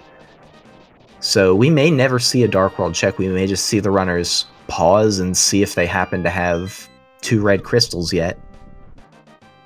And yeah, Maximum Barnage made it back well within his 2-minute prescribed timeline. So we'll call that a good coffee speed run. Is that a PB? That is a PB for coffee. I actually brought the pot with me, just in case I need a refill. Oh man, new strats! It's efficient.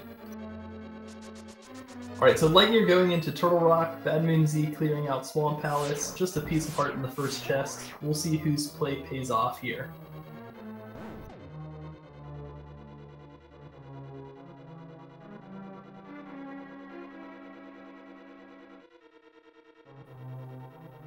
So I'm liking the Quake Medallion in Swamp Palace here, not on the left side, on the way back to Argus. The hookshot locking out that final item. And LiteYear without hookshot has to go the long way around here in this torch, the the torch cane platform room. Bit of an auto-scroller here, but getting back on track. And how many times I have forgotten that I do not have the hook shot in this room and had to do the loop of shame in that bottom right corner. Yeah, I can tell you I've forgotten exactly 4 times because it felt bad every single one. I haven't done it any less. I've just done more seeds and forgotten. And LiteYear picking up his Master Sword. That's big. That is AGA access, and I think, yeah, LiteYear is... Okay, just mirroring out to reset. I was going to say, or is LiteYear dipping from Death Mountain and going right for that hook shot? That would be aggressive. That would be very bold. It would be... But defensible as well. Yeah, it would be a bit of an overreaction to finding that sword upgrade, but, you know, it is early in the dungeon. But yeah, we now... And there's the 4th sword upgrade in Left Side Swamp. That is Tempered Sword for BadMoonZ. So we can... And Half Magic. Left Side Swamp paying out big. Yeah, so we will see all 4 swords from BadMoonZ, so he at least will be carrying the butter. Yeah, so while Left Side Swamp didn't have progression to account for the minute-and-a-half it costs, did have 2 very, very useful items. I don't know if it'll make up for the time of the check, but it certainly would be worth it for me. Well, I think Half Magic and Sword combined, not making up the whole time, but making up a good amount of it back, certainly. Yeah, between Ganon and just normal killing things efficiency. I think if you tell most people that there is Half Magic plus Sword upgrade on Left Side Swamp, that most runners are headed that way. Oh, I'm taking it, absolutely.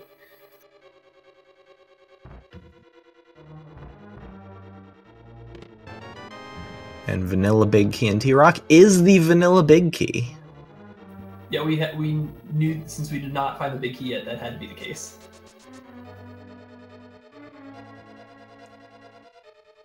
Hype Crusher Maximum Barnage, shutting me down. Buzz Killington over here. Go along with Buzz LiteYear on the left side. I need some Logic coffee.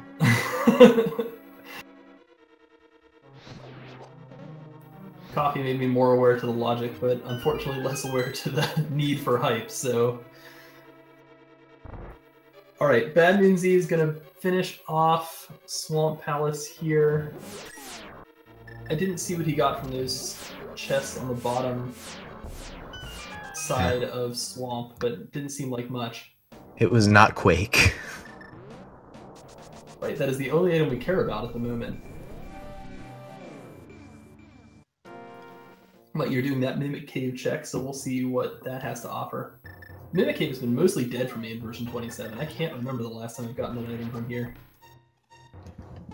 It's been Ice Rod once and otherwise blank for me.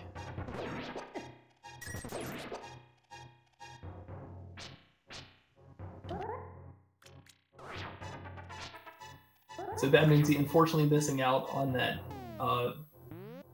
2-cycle on Argus to get all those puffballs and having to wait out that second long puffball send out sequence. Getting his crystal though in due time. LiteYear picking up the red now from Mimic Cave.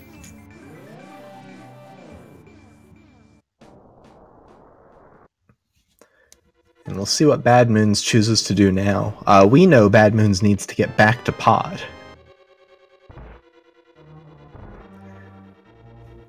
But looks like maybe a Bombos tablet check here? We have not seen either tablet yet, I believe. Unless LiteYear checked the tablet on the way up to Turtle Rock, which I do not believe he did.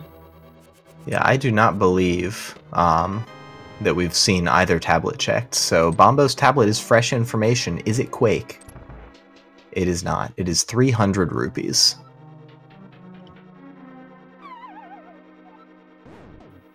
So Swamp not live for Quake. Let's see how the end of Turtle Rock is here with Laser Bridge. No cape or cane. So this Laser Bridge could be painful. Let's see how LiteYear deals with it. LiteYear has the mirror shield because LiteYear grabbed the hammer peg shield. That's true. I did not consider that. So yeah, he should have an easier time with Mirror Shield, just standard vanilla strats.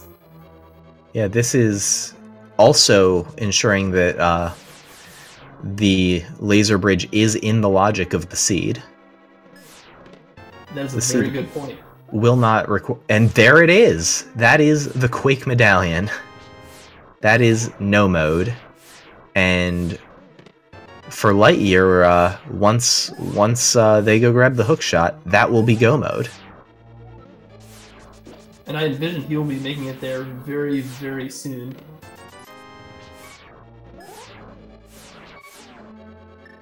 We know that these item checks, this final item check from LiteYear is unnecessary, though I guess he was working his way down to safety door here.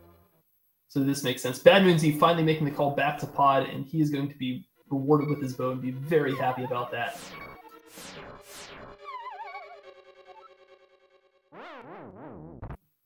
LiteYear taking intentional death to reset his hearts before Trinex. Can't blame him on that one. Yeah, that is, absolutely a very reasonable call. I like getting a little bit of extra health, even with red mail. No half magic. You just want to be able to take it easy and make sure to execute Trinex. Also, if Trinex should go wrong, having that is the spot you respawn rather than on the other side of needed magic can be very, very helpful. I've had that go wrong before too.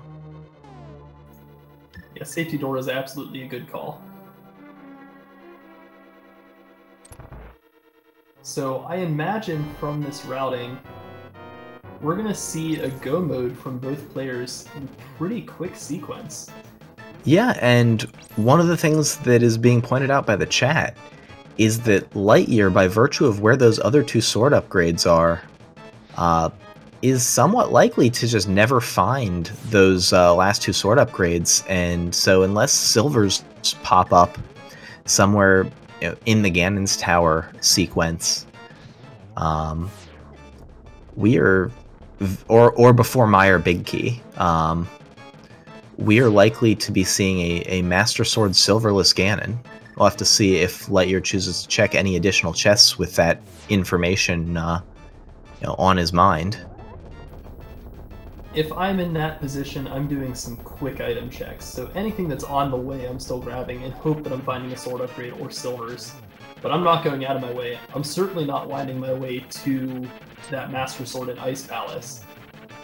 Yeah, and then the sword in Swamp was left side Swamp, and I know you're none too much a fan of that, and Half Magic was also over there. So this is going to be a huge disparity of resources through the back part of this seed. So that could be a way for BadMoonZ to catch up, though with this pod play, he's not even actually that far behind. And Powder there on Trinex is a very welcome find, for me at least, if I'm looking at a no half magic and only one bottle situation. Oh no. If you look at BadMoonZ's key count going down here, chat has pointed out to me.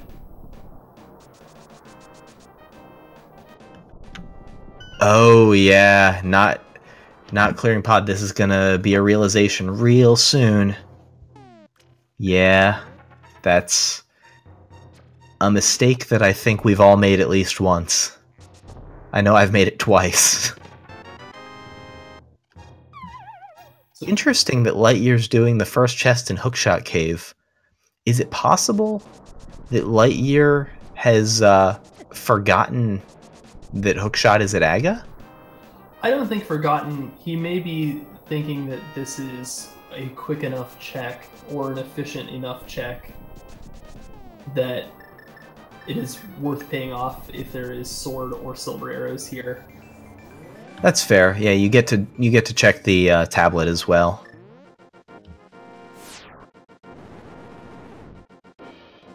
So we'll see what the other tablet gives us. Just a heart container, so a little more safety, but nothing really important. And chat pointing out that not all of us have made that mistake in pod. I apologize for attributing my shabby play to everybody, But the point of going through pod without big key, that's another painful one there. If you go in the basement and you end up at the door to Helmasaur King without your big key, that never feels good. I've done that through the dark rooms already, and that might be the more miserable way to screw up pod. Yeah, that is a big no-no, especially with those turtle rooms being such a pain. LiteYear completing Aga, BadMoonZ about to properly get to Helmasaur King and finish up pod this way. And LiteYear is getting that hook shot, so that's good to see. So LiteYear will be able to go mode both Swamp and Ice Palace, which is a huge time save over the alternative that BadMoonZ was forced to do through his routing. Again, BadMoonZ making completely logical plays all along, just not rewarded in the same way that LiteYear was with the calls that he made.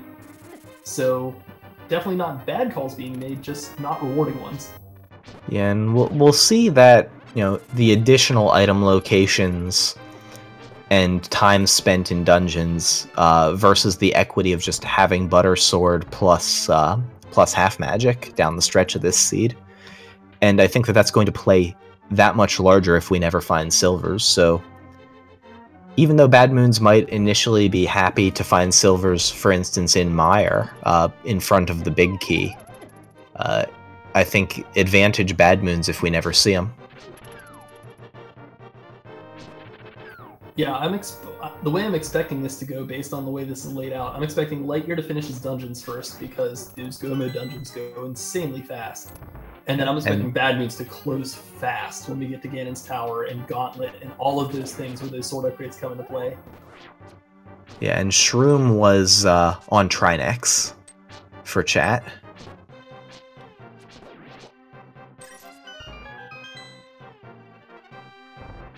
Or no, it was Helmasaur, sorry. Helmasaur, yeah. Trinex was, in fact, nothing of consequence, but a crystal. Did Trinex have the powder, or did Laserbridge have the powder?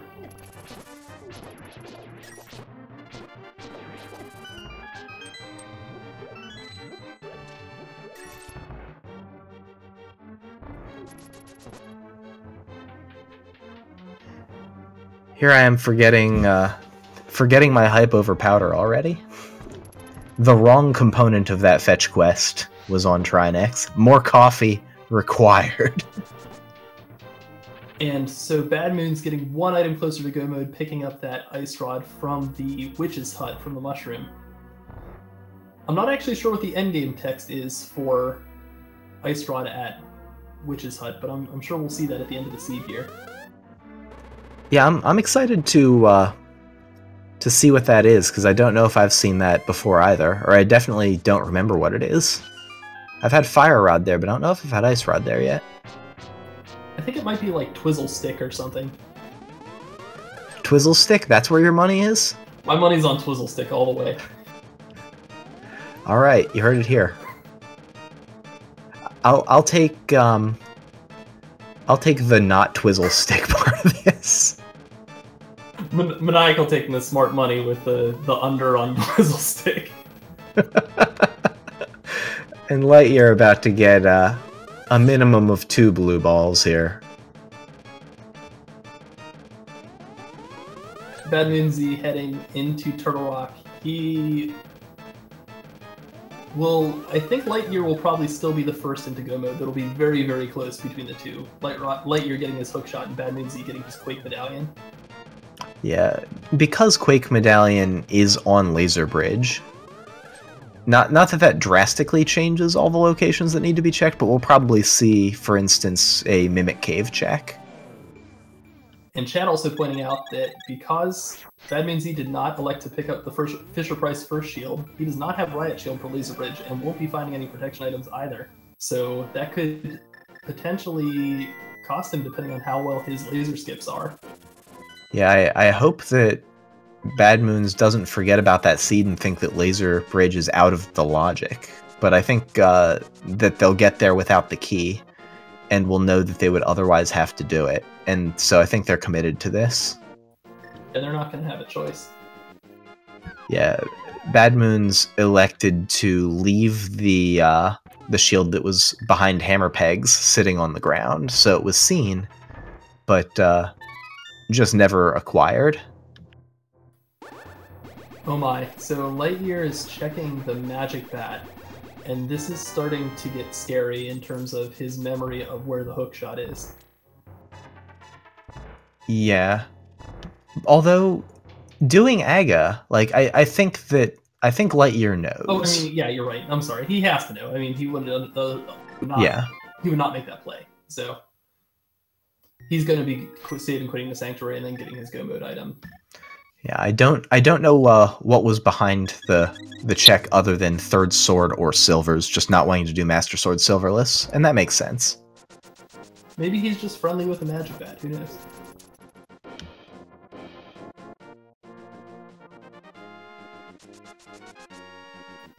Alright, so get ready in chat because we are about to officially, at approximately an hour and 41 minutes into this seed, be in go mode as soon as we check this lumberjack cave.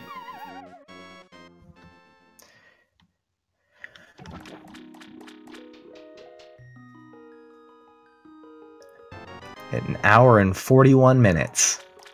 And at 1:23 in the morning Eastern Time, LiteYear has entered go mode. And BadMoonZ probably no more than a couple minutes behind. And we'll see how LiteYear feels about that go mode.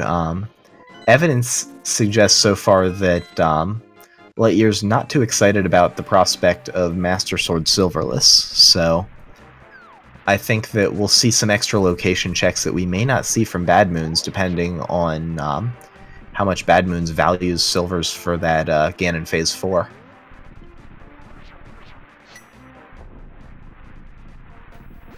Yeah, the way that Misery Mire is routed here will tell a lot. And I actually, if you're looking for those items, I really like the play of doing Mire first. We know the swords aren't there, but depending on where the big key is, you probably are going to have to check a decent number of locations anyway. Yeah, I like go-moding both Mire and Ice Palace, but I do like doing Mire first, but without additional checks, and then just spending the extra time in Ganon's Tower. And just, but then again, I'm also willing to just accept Master Sword silverless as like a thing that has to happen every once in a while. So I don't know LiteYear's philosophy on that, but we may see that influence the decision making here in the last handful of minutes here for this seed. So a question from chat, is hookshot required? And by logic, it absolutely is required. At the very end of Ganon's Tower, you have to use hookshot in order to get across the gap after Moldorm 2. So that is what hookshot is required for, regardless of Swamp Palace being required or not. For our runners, they absolutely need it for Swamp Palace in order to get through as well, so that's kind of a moot point.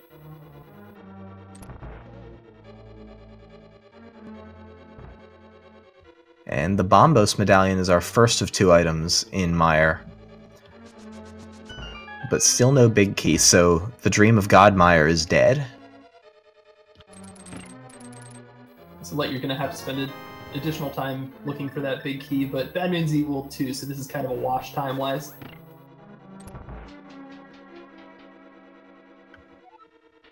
Yeah, the big difference comes if the big key is here in one of the next couple chests, and LiteYear still elects to check more locations, but I'd be surprised to see that given how slow some of the checks are in Mire.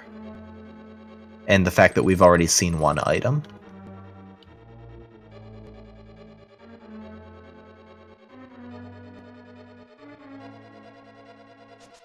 So this big key being very elusive in Misery Mire. Deep in this left side, potentially. And there it is, we finally found it. So we are on our way to... And yeah, an interesting choice to route this way from that big key location for LiteYear. And with BadMoonZ picking up that Quake medallion, he is officially in go mode, so all he's looking for is this small key here. These laser skips are pretty tricky though. He's going to elect to take the safety door, which I think is a great call. And LiteYear is checking additional Meyer locations. Skipping only the vanilla big key location, but going for the big chest. Definitely we can see some nervousness about the eventual need to do that Master Sword Silverless Ganon. Very tricky fight. Yeah. So I certainly can't blame him for looking for these extra locations, but he's going to start hemorrhaging time to BadMoonZ that he could be saving by go-moding dungeons that BadMoonZ has had to full clear.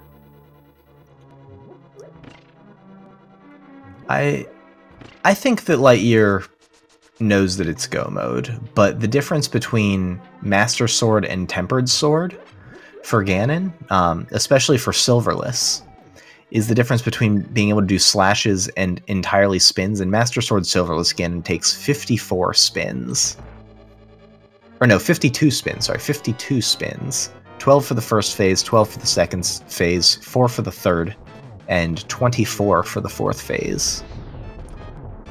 And so, yeah, I can see any runner wanting to avoid going through that sort of trauma. Whereas BadMoonZ alternatively will just have to do slashes and will only have to do 6, 6, and then 12 spin attacks for the final phase. Yeah. So a total of 28 versus 52 and not spins. So right now the Ganon fight is multiple minutes faster for BadMoonZ as it stands. BadMoonZ also being very glad to pick up that powder off the Trinex. So additional safety, he's in go mode, we're both in go mode, it's just a race straight to the end with BadMoonZ having to clear Meyer. And that's it, right? Yeah, so LiteYear still behind by a go mode Ice Palace now. I think with these extra item checks, this Master Sword Silverless situation, I'd say that puts BadMoonZ in a lead. I don't know exactly when that happened, but I think I'd say advantage BadMoonZ at this point. I would tend to agree. I think that we were potentially just over giving too much value to the go mode dungeons and how quickly they would be done. Because as soon as BadMoonZ clears here, he's gonna be straight off to Ganon's Tower, whereas LiteYear still has to clear go mode Swamp and go mode Ice. Yeah, it may have been an overreaction to BadMoonZ leaving Pod, maybe. But BadMoonZ got back there, got that bow, and is in great position here to finish this seed.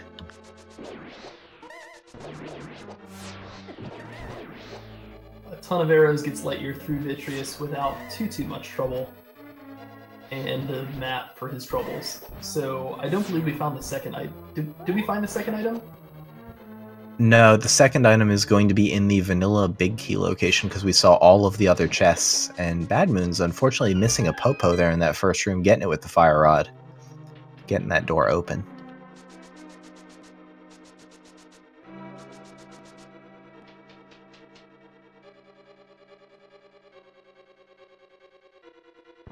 So LiteYear opting to do which dungeon first? It looks like he's going to Swamp first.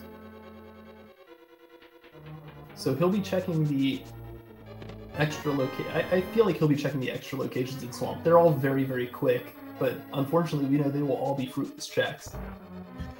Yeah, the fast Swamp checks are not the ones that are going to pay off the way the items are laid out, and the only ones that would give LiteYear what LiteYear seems to want would be those very slow left side locations.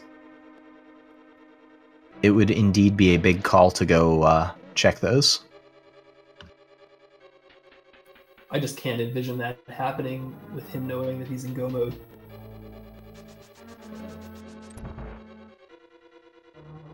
Interestingly, LiteYear not using the mirror that was already out for deleting those blocks. It's a nice, very small time save that runners have access to for this part, but only a second here and there. Yeah, that is a Japanese 1.0 exclusive trick, I believe. I don't think that's in the American version, if I remember properly. Yeah, it is in fact Japanese 1.0 exclusive, which is why Randomizer is using that Japanese 1.0 ROM. Item dashing and block deletion are exclusive to that particular release of the game.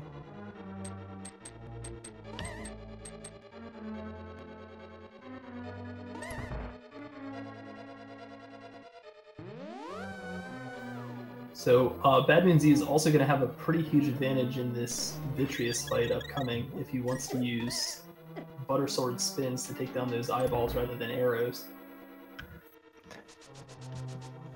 Yeah, still no real safety items, but with I guess with Butter Sword, we may just see some amount of damage just soaked up and spin attack or just Butter Sword slash Vitreous, saving a little bit of time there and some substantial number of arrows.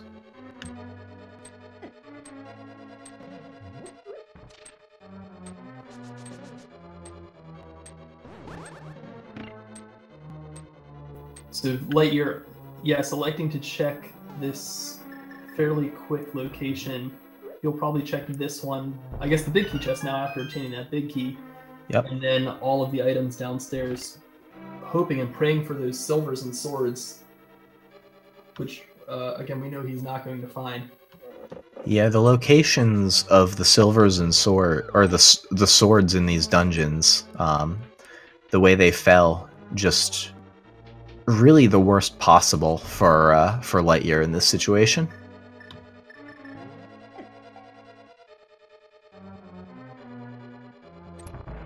And BadMoon's coming up on his Vitreous fight. We'll see which strat becomes the strat of choice, but it looks like Butter Sword spins were what or what he's going for. A little bit of trouble there. Oh no, he's getting low on health really quick. He saves the day with a potion. Yeah, these eyeballs are no joke. Even the tiny ones hit pretty hard. I believe that's 4 hearts in green mail, and with the red mail that he has, it's 2. Is that correct? No, I don't know for certain. I think that's correct, though. And we have our 7th crystal for BadMoonZ, so he will be on his way to Ganon's Tower here really, really soon. While he's making the climb up Death Mountain. Maniacal, you want to kick us off in our little game that we like to play here? Oh, absolutely. So we have a game we like to play. There are 22 locations in Ganon's Tower in the basement in which the big key can be found. In order 1 to 22, we like to try and guess where we think the big key will be found. Where do you think the big key will be today, Maximum Barnage?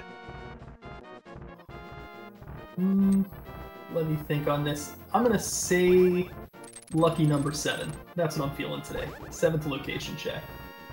Okay. I've been guessing 15, which under the old favor of strategy for Ganon's Tower, which was to skip out on doing the last 4 right side chests, was the first chest after Ice Armos. So I'm going to stick with 15, even though that ends up somewhere in the middle of Randomizer room, under our current strategy of favor. And LiteYear making good work there of Argus, collecting that crystal, going to be on his way to Ice Palace. And Ice Palace is going to be really fast for him. In Go mode, Ice Palace only takes about 1.5 minutes to 2 minutes. So he's not going to be too far behind BadMoonZ in entering Ganon's Tower, but again, having that sword deficiency is really going to come into play. Yeah, that sword is going to make multiple minutes of difference, even past these item checks, so this really is BadMoon's race to lose at this point. It would appear so. especially Ganon's Tower can be pretty tough with the Master Sword. So BadMoonZ will be picking up a lot of time just passing through the rooms and killing the enemies fast. So. And wow, LiteYear is headed toward left side swamp. Really, really wants that sword. And we know this is going to pay off, so he's going to get what he wants. And location 2 with the shovel in Ganon's Tower, we are going to see that right side play that has come into favor lately.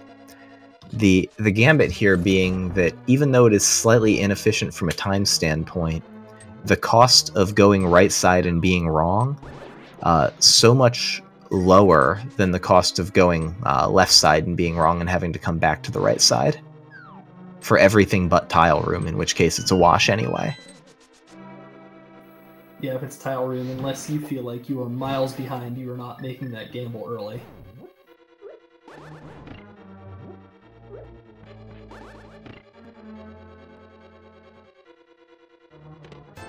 I do not think we're going to get a shovel spot check, even though the chat is definitely asking for it. And there it is in spot 6, the big key for Ganon's Tower. So let's see if anyone in the chat had chest 6 today.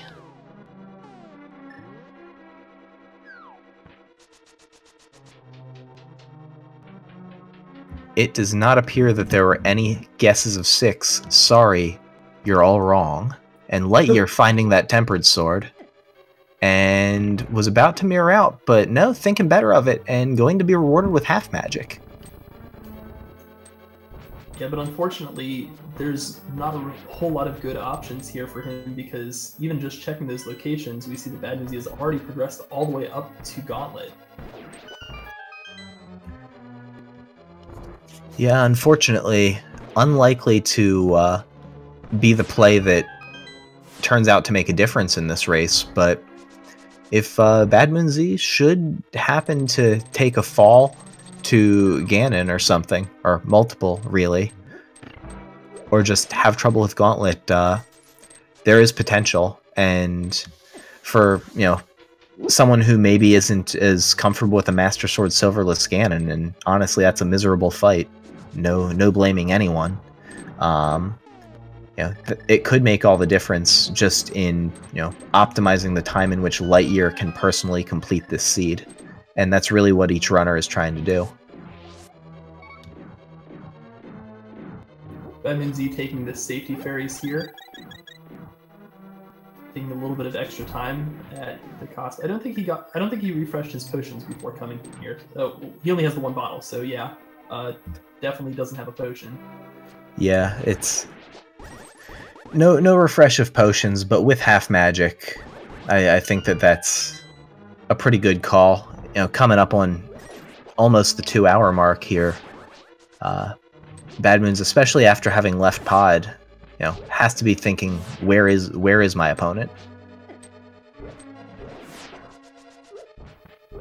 Having a little trouble with these red Stalfos here. Yeah, there was some conversation in a race I was watching earlier about least favorite enemies in the game, and you know, Dead Rock's a clear front runner, but these and Mini Moldorm's right up there, but those red Stalfos are right there with the Mini Moldorms for me.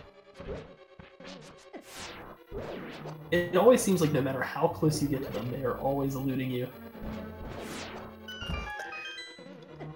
I've literally mashed Sword Swing in a corner with one for at least 6 swings one time, and just had it jump over every Sword Swing.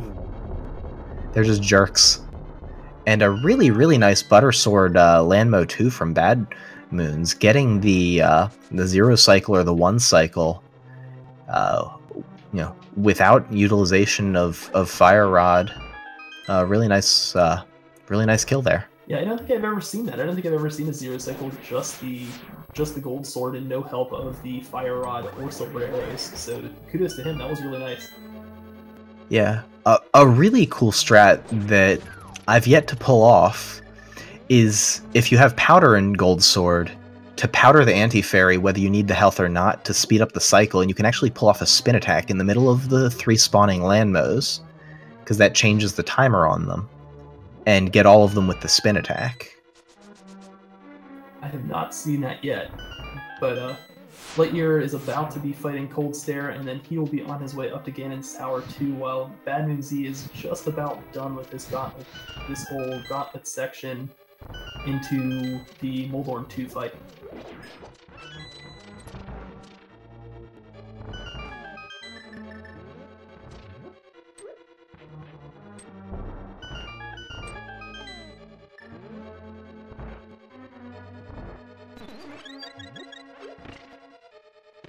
So BadMoonZ refilling his health using the anti-fairies there, and then he's about to refill his magic, so he will be all set for the Ganon fight with red mail and everything you could ask for except silver arrows. Yeah, choosing to check that chest, so I think we'll likely see a validation or post-Moldorm 2 chest check here in just a second, looking for those silvers. But interestingly, skipping the 2 chests in the mini Helmasaur room. Yeah, I think if you're going to check for silver arrows, you should probably be checking each of those chests, but again, saving a little bit of time, assuming the silver arrows aren't there, also equally valid. And we come up to Aga 2, so let's see how many hits BadMoonZ can finish here with. His first pattern, not a very good one, but getting 1 hit out of it.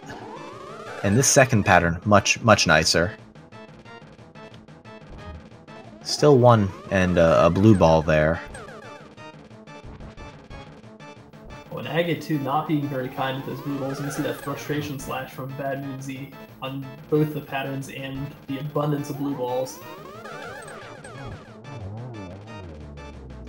And a really nice 5th cycle there to end the fight there from BadMoonZ. Yeah, Looked like if it wasn't a triple, it was darn close. Only needed 2 hits, though. Yeah, I think that would have counted as a triple, and that was really tough geometry to get a triple on, so very, very good cycle there. And LiteYear making his Death Mountain ascent here, heading up to Ganon's Tower. We'll see if he chooses to make that right side play that we know to be the right play.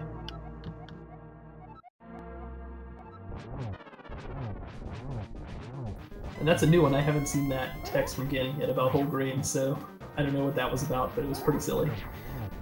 So cycle 1 is over for BadMoonZ. Yeah, Buttersword makes this fight much simpler. Still the potential of danger, and getting, unfortunately, a 2nd cycle here on phase 2.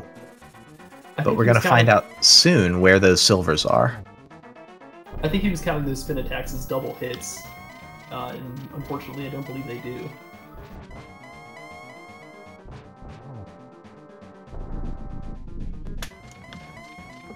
Yeah, but safely on to phase 3 now. We're going to find out very soon. Ganon will tell us where those silver arrows are to be found.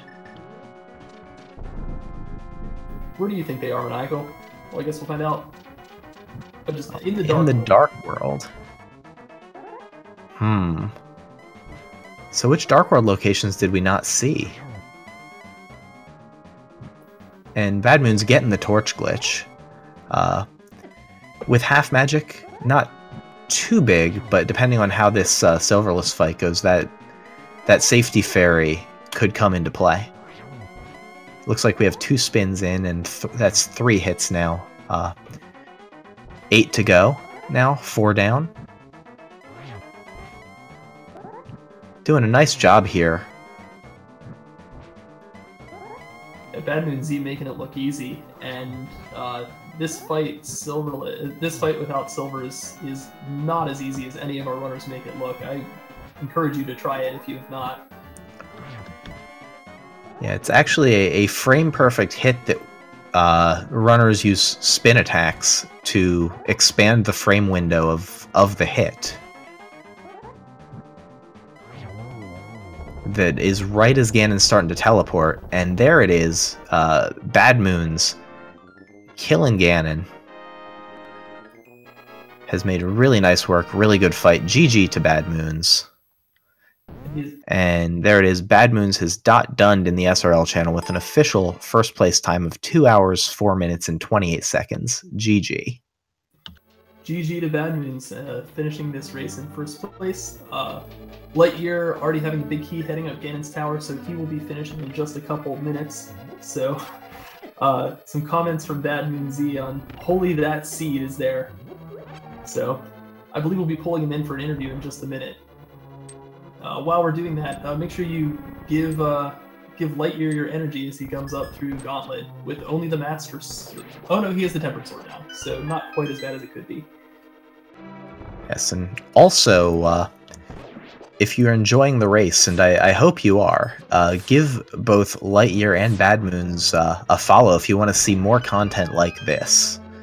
Both runners quite skilled, and have really put on a nice show for us this evening. So, you know, if you want to check out more A Link to the Past, either of them would be a great follow.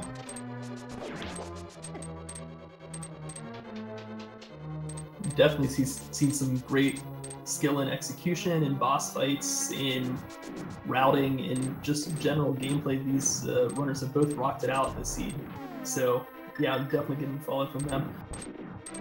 And we have BadMoonZ here in the chat. GG, BadMoonZ. Yes, GG. Thank you, GG. So, you have some opinions on the seed, I feel.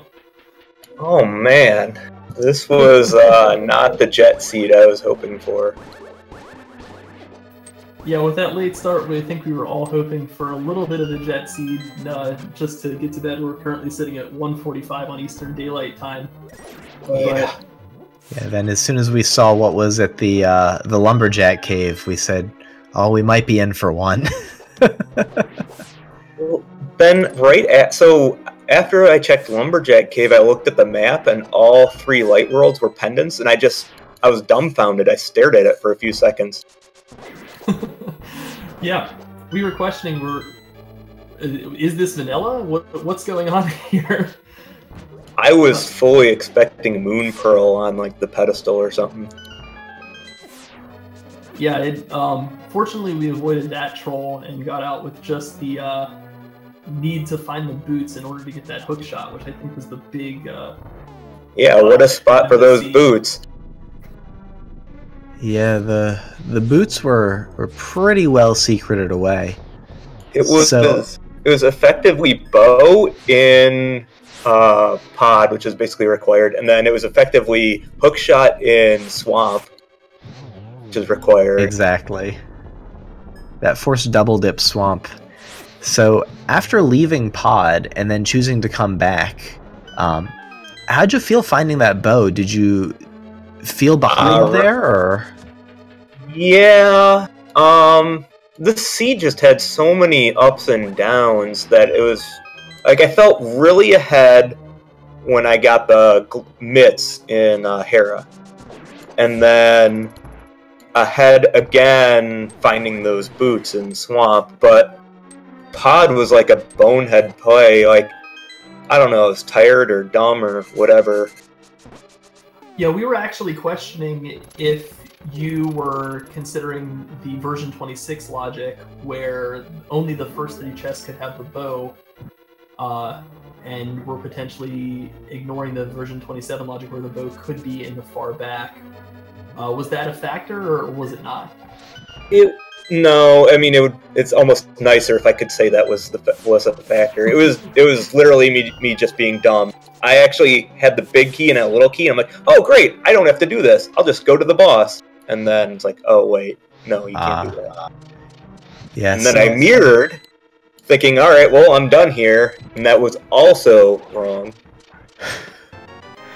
Yeah, one thing that I wanted to ask you about for really the past hour and a half at this point, when you were finishing Thieves Town, you skipped the small chest that was by the maiden, as well as the big chest. Was that an intentional gamble, or was that an item counting choice? Yeah, it had to be little key, map, and compass. I'm pretty sure. It actually Was I wasn't. wrong on that? No, there were 2 items in the back, and you found one upstairs. It was an arrow upgrade.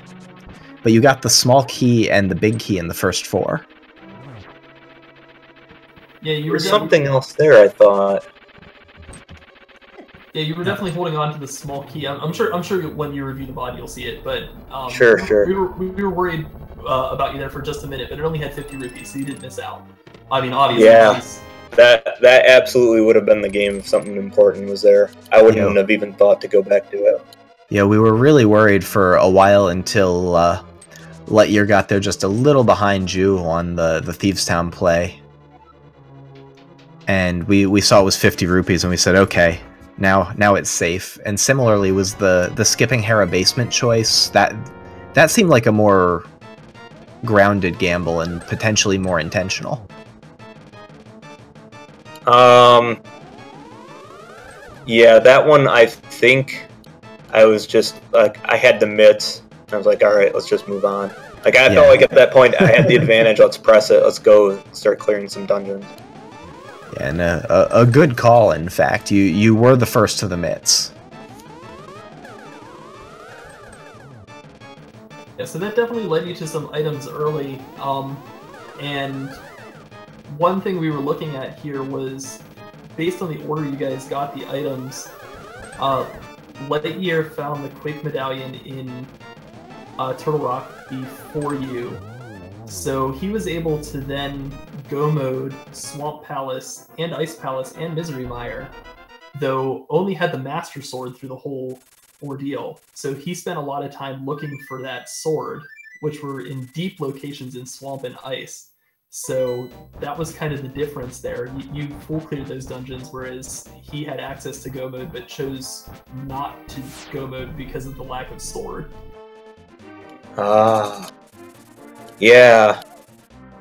Yeah, it was really, really interesting watching how it played out. I encourage you to go back and watch the VOD of the race. Very, very interesting race. Oh yeah, absolutely. I look forward to it. So LiteYear on Ganon just right now, so we'll see a dot done from him fairly soon, just on phase 1 and only with Tempered Sword. So not able to make quite as quick work of him as you did BadMoonZ, but let's get some give energies in chat for LiteYear finishing up here in just a minute. Yeah, getting a nice god spot there on that phase 2, getting Ganon up in the corner and just going to town with those spin attacks. Really nice execution on that by LiteYear. So another advantage you had, BadMoon, is with your pressing the early bosses. LiteYear showed some hesitance in completing Mothula and Blind early on with being low on hearts, and got some safety items before that. So definitely a little bit more confidence in execution on those bosses paid off huge for you. Man, I feel cheated on the blind fight. I was mashing that potion button before I died that one time. Thought I had it up. We saw that, and you just got stuck in kind of a bad spot there in the corner with the fireballs and Blind's movement. Yeah. But you're able to go back in and get it done pretty quickly, so that was good. I was actually really worried about Cold Stare. 'Cause I don't know if you can even hit Cold Stare with Fighter Sword. I mean, I would have just done Hammer, I guess. But like, I got bailed out. The Master Sword was there. Yeah, and with how deep in both Ice and Swamp the 2 sword upgrades were, LiteYear being in a position to go mode those dungeons, we weren't sure if they'd be finding the second 2 sword upgrades, and it turns out LiteYear elected to do the left side Swamp play just to find that sword and half magic, which of course great finds. Yeah, Not both of those items were like, okay, fine, I'll take them. Like, Exactly. They're not the items you're looking for, but they were very nice to have. Yeah, they weren't Quake, but they weren't bad finds.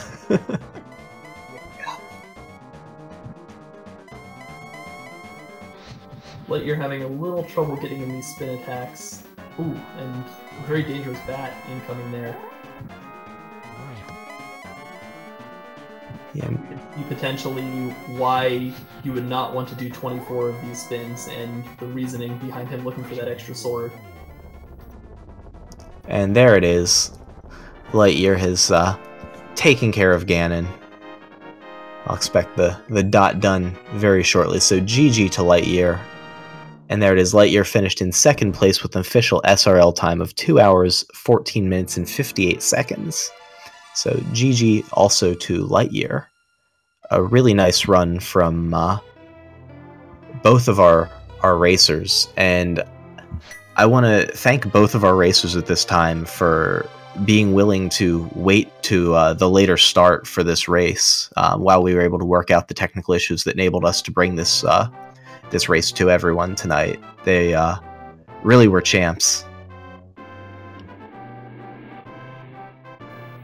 Yeah, I mean, we were in it with you for you guys too, so we're currently sitting on 1:55 a.m. Eastern Daylight Time. So I think we're probably going to be wrapping up interviews here pretty quick. Hopefully we can pull in LiteYear if he's willing to. Yeah, it looks like LiteYear will be joining us here very shortly for a quick interview, but then we'll let everyone get some sleep, I think. Oh, and also as a very important note here, Twizzlestick, I think the under on Twizzlestick ends up winning here. I'll take it. That's I'm gonna call that a win. I think it was a Shroom for Ice Rod, which is a very unexciting endgame text. Yeah, Twizzlestick would have been much more exciting, but I don't know what I would think seeing that. And it looks like LiteYear has joined us, or LiteYear has joined us here. GG, LiteYear. Thank you, Maniacal. So, very interesting seed. I know that BadMoonZ expressed some disdain for the seed. What do you think as a whole? Oh man, I don't know if I've ever seen 3 pendants in the light world before. All 3. Yeah, that was certainly one of the things that was interesting about the seed. I think we were, as BadMoonZ pointed out, essentially you had a bow in pod that was needed to clear it, and because the boots were in Swamp Palace, it was also essentially as if Hookshot were in Swamp Palace, which was needed to clear it. So 2 essentially vanilla items. Yeah. Yeah, those are 2 big vanilla items in that those not having those really disincentivized going, unlike something like Mitts in Thieves Town, where like that just happens from time to time. So Yeah. for both of you to finish with 214 and 204 times, that's really good for this seed. Just really great race.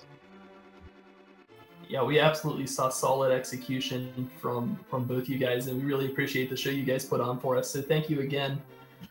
I know that we're being asked to wrap this up as quickly as possible. So just any closing comments? I know you guys will be playing at least one more match here in the next couple of days. So hopefully, if you like this race, you can look forward to that one. Any closing comments, BadMoonZ or LiteYear? Where were the weapons? That's true. So the other sword was deep in Ice Palace. So your ability to go mode those dungeons kind of played against you a little bit, in that we actually didn't expect you to find either the Tempered Sword or the Butter Sword because you were in go mode for Swamp and Ice. Yeah. All right. And I guess Silvers, it looks like, would have either had to be in Hookshot or the pyramid, the bombable spot in the pyramid. I guess it's Fat Fairy. Yeah, Fat Fairy seems like the likely call there. If I didn't get agree. tempered from Swamp, I would have gone to Fat Fairy. Yeah, that's definitely, those 24 spins on Ganon is definitely a rough fight. So we definitely don't blame you for looking out that sword. But yeah, I want to thank the runners again, and also thank the chat for bringing the hype. But remind anyone out there, if you are not following these runners and want to see more content like what they put out today, please go give them a follow. It was a really good race. And also, of course, a link to the past Randomizer channels 1 through 4 for more of these secondary tournament races. Lots of really good races going on. Everyone left in the tournament at this point. Just an awesome player of this. Also props to our restreamer Norastra, and props to Spiffers the Grand, our tracker, who did an excellent job also keeping up with the chat very, very well. So thanks to everybody. Thank you again, BadMoonZ and LiteYear. Good luck in your next match against one another. Hopefully it's as entertaining as this one was. Mm-hmm. All right, thank you very much. And GG BadMoonZ, by the way. Yeah, good game, LiteYear. Thank you to everyone, commentators, restreamer, tracker, chat, everyone. All right, and with that, I think we are going to head on out. So thank you, chat. Thank you for tuning in to a great race here. It was fun commentating. It was a really fun seed to watch. Really entertaining play from everyone. And we are going to be signing off here. So on behalf of Link to the Past community, this has been Maniacal, Maximum Bardage, and BadMoonZ and LiteYear. Thank you for participating with us, and we will see you later. Have a good night, everyone.